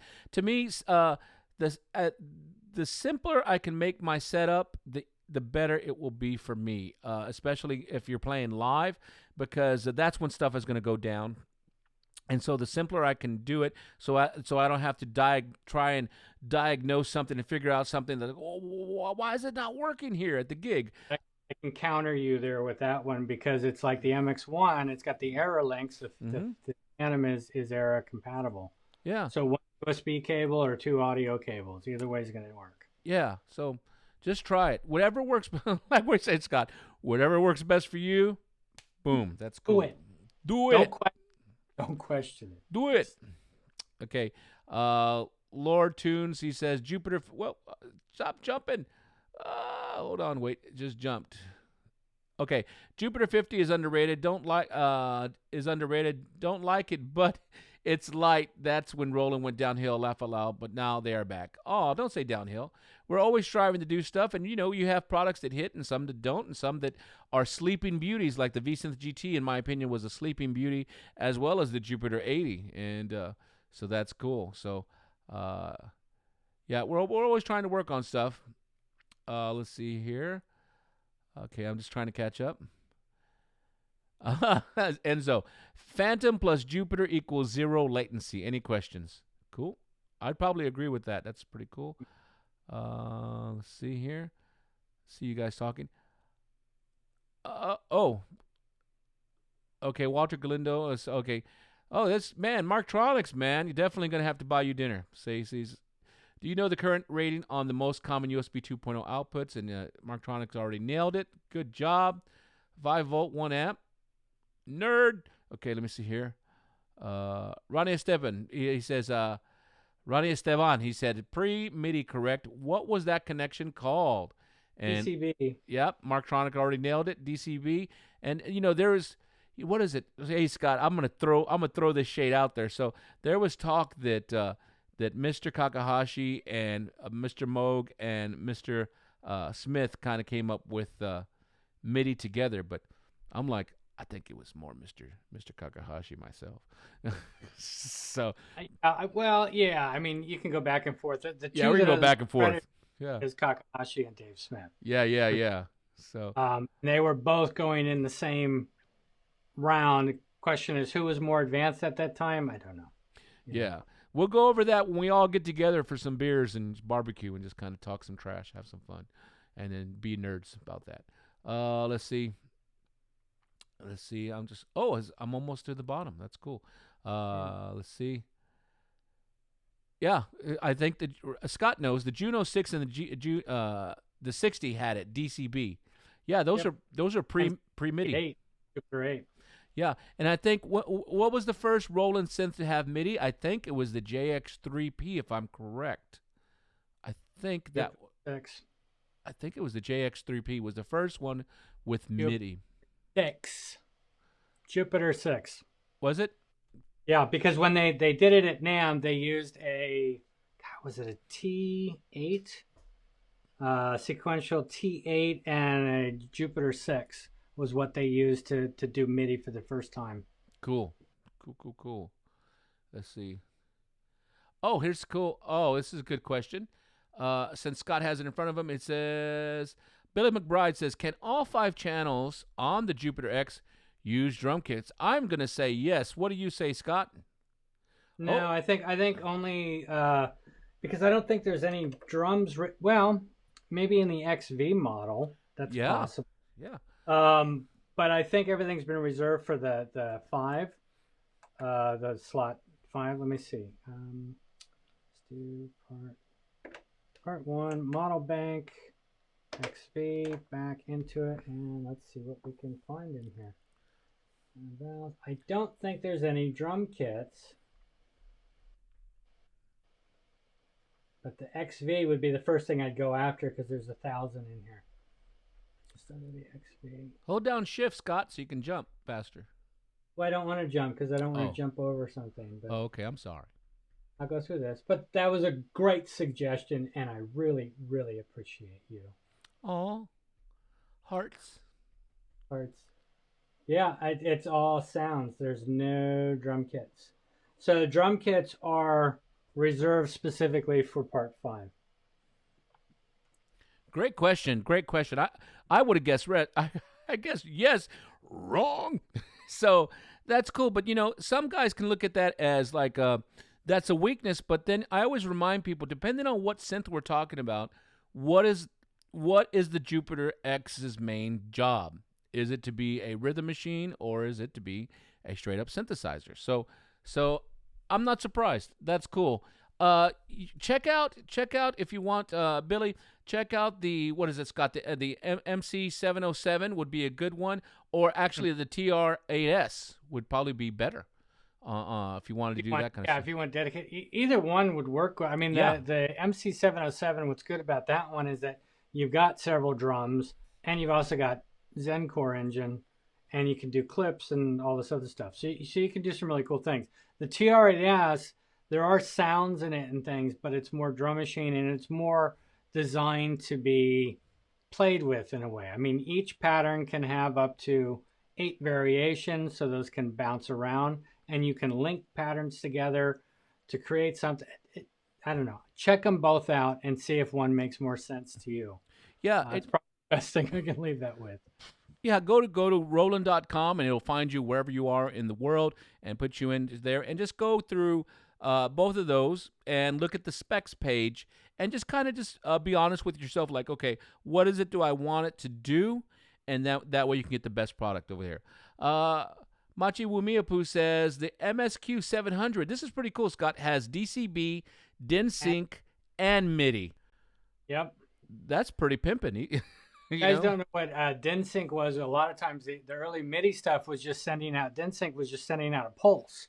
And it was either 24 or 48. And that's all it's doing. It's just sending out a pulse that'd be like, here, this is your time. Ding, ding, ding, ding. Instead of it actually sending out clock or sending out MIDI notes. Yeah. That was a cool thing. I know a lot of you guys already know that. I just figured I'd say Yeah, that. well, you never know. I love these talks because, I feel like I know a lot, but then I feel like I still don't know a lot. So there's, so I love it, because this is what we have decided to kind of dedicate ourselves to, is just learning synthesis and synthesizers and just having a good old time with this kind of stuff. That's cool.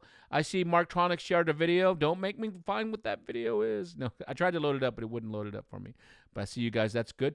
Turfer says, V-Synth GT use resynthesis load a vocal sample to oscillator synth. GT scan sample takes pitch and melody away so the vocal can be played back at new pitches. Oh, that's veriphrase processing.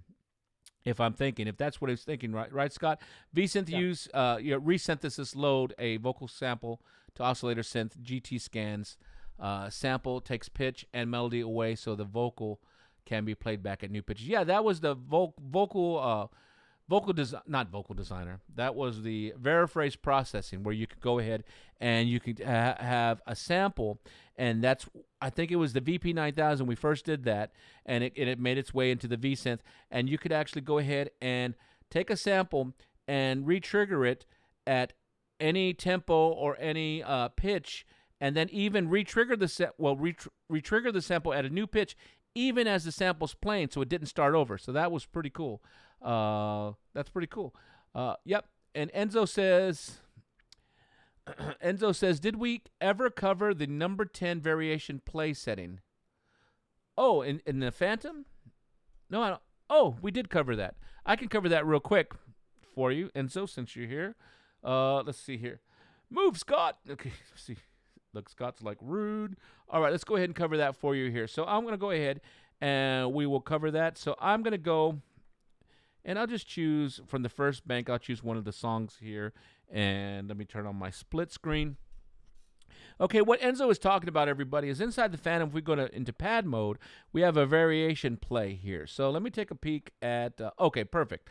So in this song, what pad mode variation play does is we can actually go ahead, and each pad is a separate row of the pattern sequencer. So when we watch my volume of the Phantom while I get it going, so that is that whole first row, and so it goes down.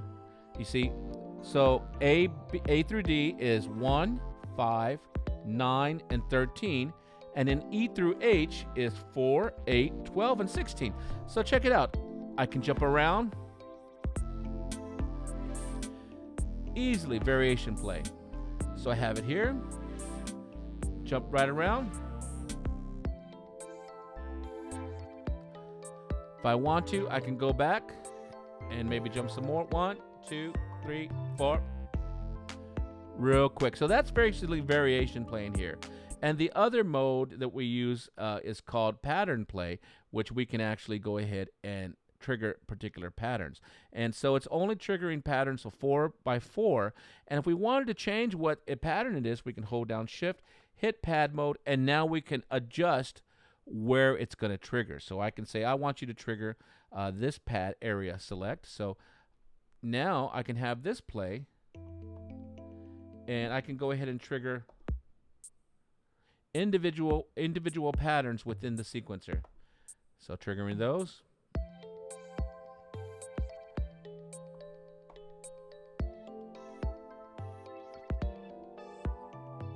Oops. So those are basically those two things. But the one you were asking about, Enzo, variation play, just as a quick review. 1, let me turn down this. 1, 5, 9, and 10. So correspond through A through D. And then E through H correspond with 4, 8, 12, and 16. So that's pretty much variation play in a nutshell on there, just so you know. So I hope that helped you, and I hope that helps some of you guys as well. Cool. Let's see here. Bring Scott back. Okay. Let's see here. Blah, blah, blah. Let's see. Garden House Studio. Don't be afraid. Let's see here. Oh, hey, hi, guys. Sorry, I'm a bit late. Don't do that again. no, I'm just playing. We just love everybody being here. This is totally cool.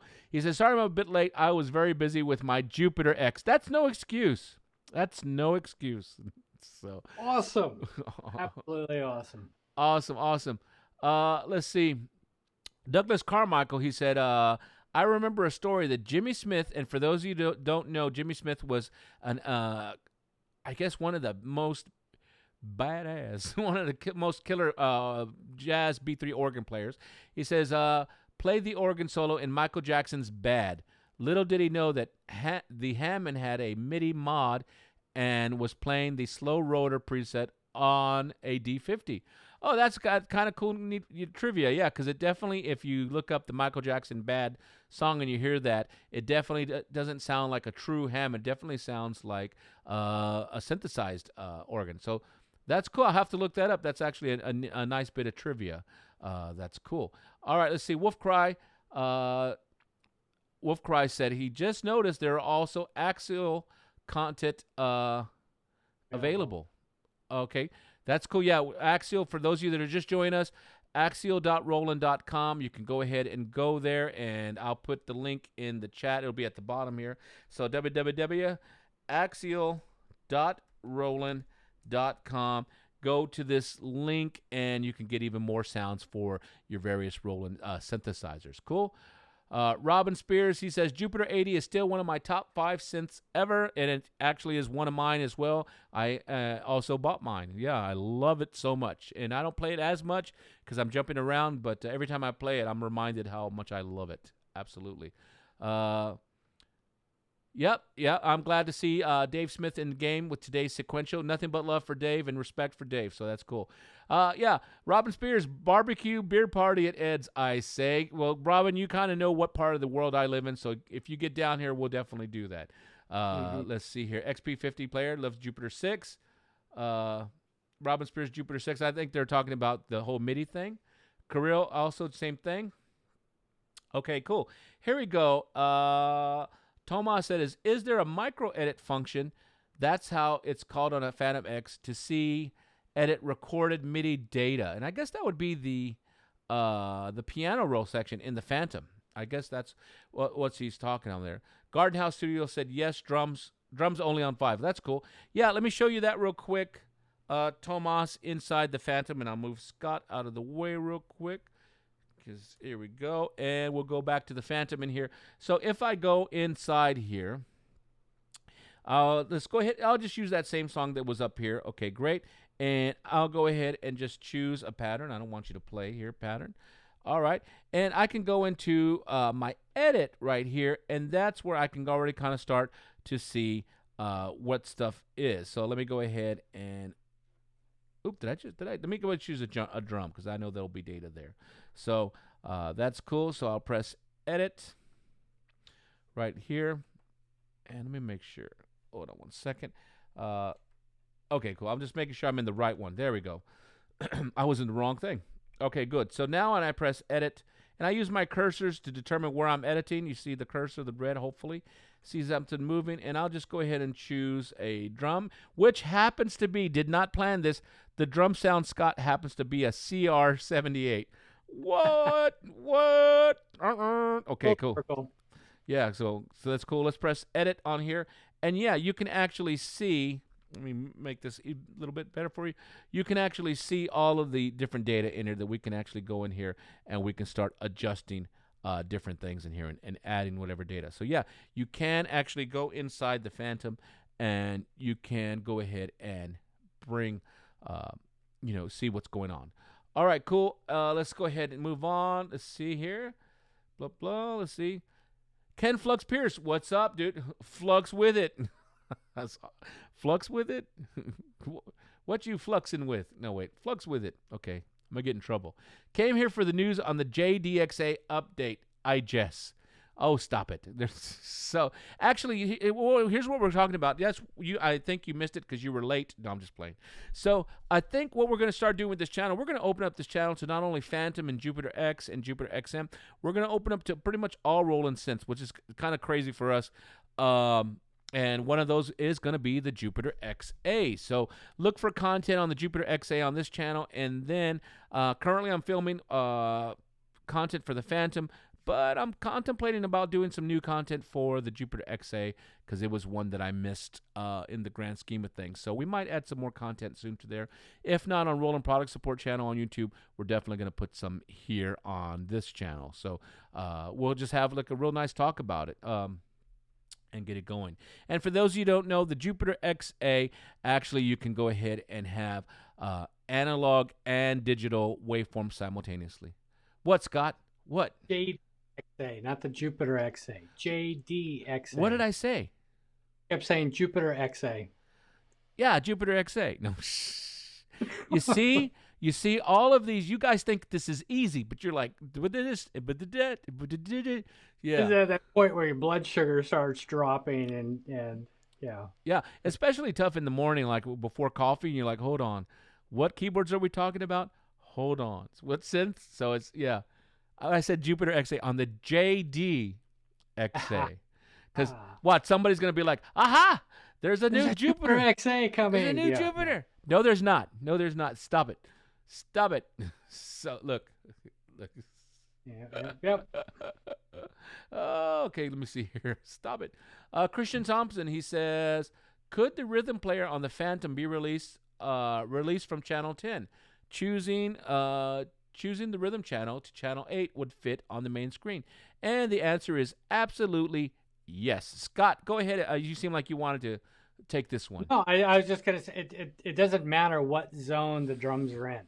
You could have it in zone 1 if you wanted to, or zone 2, or any of that. So the reason why they're usually on zone 10 or channel 10 is that it just became kind of like an industry protocol, is that most drum tracks were always done on MIDI channel 10. That's the only reason, but you can put it wherever you want. Look at that. I already see in the comments, Ronnie Esteban put, you got me going there. I thought it was a new product. Ronnie, stop it. No. Stop it. No. No. Thought it was a leak. No, it wasn't. Stop it. No, that's cool. No, it was a leak in my brain. That's what it was. So no leaks. Let's see. Turfer said other companies are calling it. Let's see. Did I skip something? Boom. Videos and Scott Seenoff said, okay, cool. Marktronics nailing it. Turfer said other synth companies are calling it resynthesis. Well, they didn't do it first, so we no, I'm just playing. So it was called that particular way was called the veriphrase processing. But yeah, maybe resynthesis, that's fine. But veriphrase processing sounds a lot cooler. All right, cool. Like too many. Kirill says, is there a chance to change the count to 3/4 or 6/8? And if you're talking about the Phantom, we are working on that right now. So yeah, you can change on the Phantom 3/4, and which I'll show you real quick. Which 3/4 and 6/8 aren't really the same thing, because 6/8's kind of counted a little bit different, but you can almost trick it if you double the time. So if you were 60 BPM at 3/4 and you change that to 128 at 3/4, it'd have a 6/8-ish kind of feel to it. But yeah, it's still not correct. All right, so let's go on here. Let's stop being such a nerd. Let's see. So we can go into shift. We can go into zone edit, and watch me get this wrong so Scott can like nail me like and I think I probably am getting it wrong. Let me see here. Yep. Look, what did you say? Yep. So on here, I think it would be okay. Don't tell me yet. It would be in the scene edit. No. Oh yeah, here it is. Right, is it here? Scene edit. I see the tempo. Oh no, Scott. Oh, does Scott know where it's at? Yeah. Oh, I'm a loser. Where is it at? Oh, wait. Don't tell me. I got it. Okay, cool. Here's where you change it. You go into, let's say, pattern. We go into record. I have my volume turned down, and you got it right here in the time signature. Boom. Woo, that was close. Save. That was very close. Yeah. So what does we always tell each other? Loser. So loser. Okay. Only call your friends loser. Don't do it to people you don't know. So that's cool. Is that bullying, Scott? Were you about to bully me? Hello, No. HR? Nope. No. I was just gonna bring the hammer down. That's all. Whack. You need to RTFM, Ed. Yeah, I did. I forget. Okay, cool. Let's see. Okay, let me see here. So I hope that helps, Kirill. We're actually that's actually being worked on right now. So we're working on that right now. So Swishy G, love the name. He says, "Is the sequencer good on the Jupiter X?" And I'm gonna say technically the Jupiter X doesn't have a sequencer per se. Right. But so technically, go ahead, Scott. I mean, there's a step edit feature that's in it that allows you to kind of sequence stuff. It's in a TRX style, but it's not the absolute easiest thing. For drums, it's pretty easy. When you start trying to get keyboard parts in there, chords or individual notes, it takes a little bit of time. But I mean, there's a guy, I think it was Giles, that's on the Facebook, one of the Facebook Jupiter X pages, that's been programming in like Save a Prayer from Duran Duran, that whole bass line part, including the chord changes, one of the Tears for Fears songs. He's been doing stuff like that. So you can do things like that, but it's not going to be straightforward like it is in the Phantom for recording. And it's not really designed to be a sequencer. It's designed to program something that you can use instead of the iArpeggiator. So yeah, but that may be changing in the future. We don't know. Yeah. So going back to exactly what Scott said, the Jupiter X isn't designed to be a workstation. So yeah, it's actually that's the Phantom's job. So it's a little bit different. So cool. You're welcome, Garden House. And let's see here. Yeah, Douglas. Hopefully you just saw it. We just answered that. Does the Phantom have pattern clip launching like the 707? And yes, that was in the pad mode. Number 9 pattern and number 10 variation. That was that. I'm not gonna show it again because I think I just showed it, and hopefully because of the delay, hopefully you saw it. That's cool. And we actually have a video on that on Roland Products Support. And this is wait, where is it? I wanted to do something. Synth Talk. Okay, sorry. Okay. I have too much. I'm having so much fun with OBS. What are we on? We're on Synth Talk. Okay, cool. Okay, I'll stop. We need a theme song. We really do. We need Synth Talk. All right, cool. All right, so let's get back. Let's see here. Marktronics. Dude, awesome. Helping out. Yeah, Christian. Blah, blah. You guys are going good. Let's see. Oh, can you get the classic Hoover on the 707 or Phantom? Oh, the Hoover sound? I think so. I haven't even looked.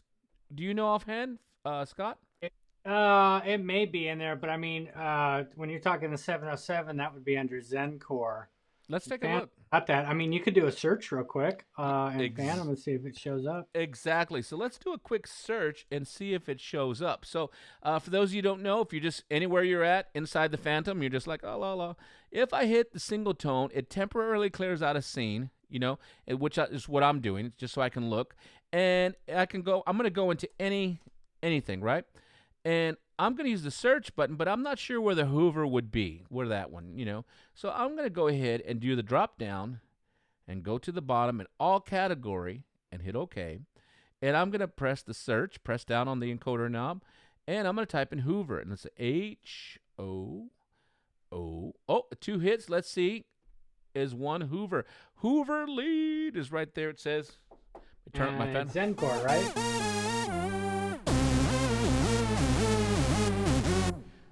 I think so, yeah. Let's check. I was just having fun. Yep, Zen-Core in the synth lead category.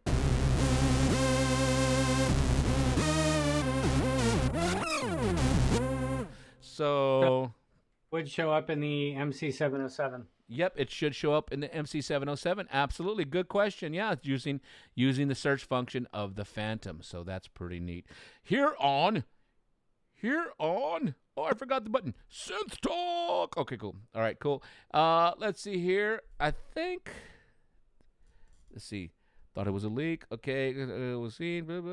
Okay, no, the automatic rhythm player. No. Okay, cool. Let's. Oh, look at the Garden House Studio said, let's do a Synth Talk theme song competition here. That would be awesome.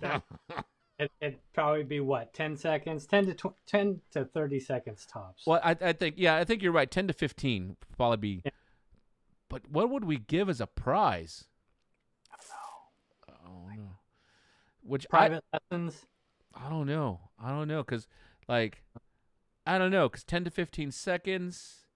And then you'd have to release all copyrights. It'd be a work for hire. I don't know. We'll see. That would be cool. You guys, if you guys want to do that, I don't know about a competition, but if you wanted to go ahead and do like a 10 to 15 seconds, 10 to 15 seconds on YouTube and then hashtag Synth Talk or something, or on Facebook, hashtag Synth Talk, and then also hashtag Roland at home, so they can see what we're doing. Gotta have fun. Hashtag Roland at home. That could be totally fun. Synth Talk. Okay, obviously I've gotten to that point, so that was cool. Let's see. Enzo says, and I'm at the bottom of the chat. Said, did anyone check out Synth Lord's song intro with Houston Singletary and Protovolt? It was very interesting. Absolutely. If you want Houston Singletary, who's a Ableton guru, great friend of ours, and just swell guy, and a total synth geek nerd that knows his stuff. Check him out. I think he has a podcast that you can go ahead and download and listen to on Apple Podcasts. I think you can go there. Anyway, so that's cool. Yeah, Garden House says same Hoover sound is on the Jupiter X. And the reason that is because it's using the Zen-Core sound engine. So the Phantom and the Jupiter X, Jupiter XM do share, and the MC707s do share some of that. Oh, Robin Spears says use the Wayne's World theme song for Synth Talk. That was already in my head. Synth Talk. I mean, it was already in my brain. It's funny you bring that up. But I think it needs to be completely different than that. Hey, Scott, you should just do like a good old, like a where it has the chords. I'm just in the wrong. Like here, go ahead and play, and I'll try and catch up. Let's see. 1, 2, 3, 4.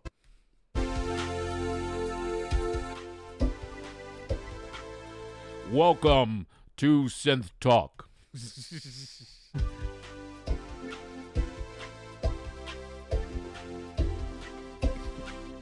Anyway, yeah.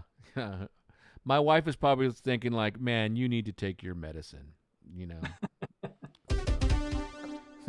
On Synth Talk. Okay, anyway. All right, so I think we're going to let you... We're not worthy. Okay, we're going to go ahead and call this, but I can't even tell you guys how wonderful this episode has been, just to kind of hang out with you and talk about things and just have a good time for this 2 hours. Scott, do you have any closing thoughts? No, I think my closing thoughts are I need food. He needs food. Point where I'm like all of a sudden going, boom.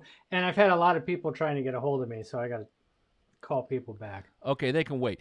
All right, well, anyway, if you guys are liking the content on this channel, please let us know. We love it. Please consider subscribing to Le Channel. Le Channel. And give it a thumbs up, and then because that'll help me buy a dictionary so I learn how to spell channel. Obviously, people are having problems typing in the chat, so it's contagious. Man. The next version of things. So anyway, we're going to do this again tomorrow. I think we'll probably go ahead and pick an actual topic. I'm going to get on the horn with some of the different bros and broettes that are actually keyboard players and keyboard nerds like us guys. So anyway, you guys take care during this pandemic. Wash your hands, don't touch your face, be nice to each other. Be nice to the grocery store. Wear the mask, whether you believe it or not. I'm not even going to go there, but just kind of just be cool with everybody and take care of your elders. And, just that's what it's about. You guys take care of yourselves, and we'll see you tomorrow on Synth Talk. All right. You guys take care. Love you, and we'll talk to you later. All right. Bye.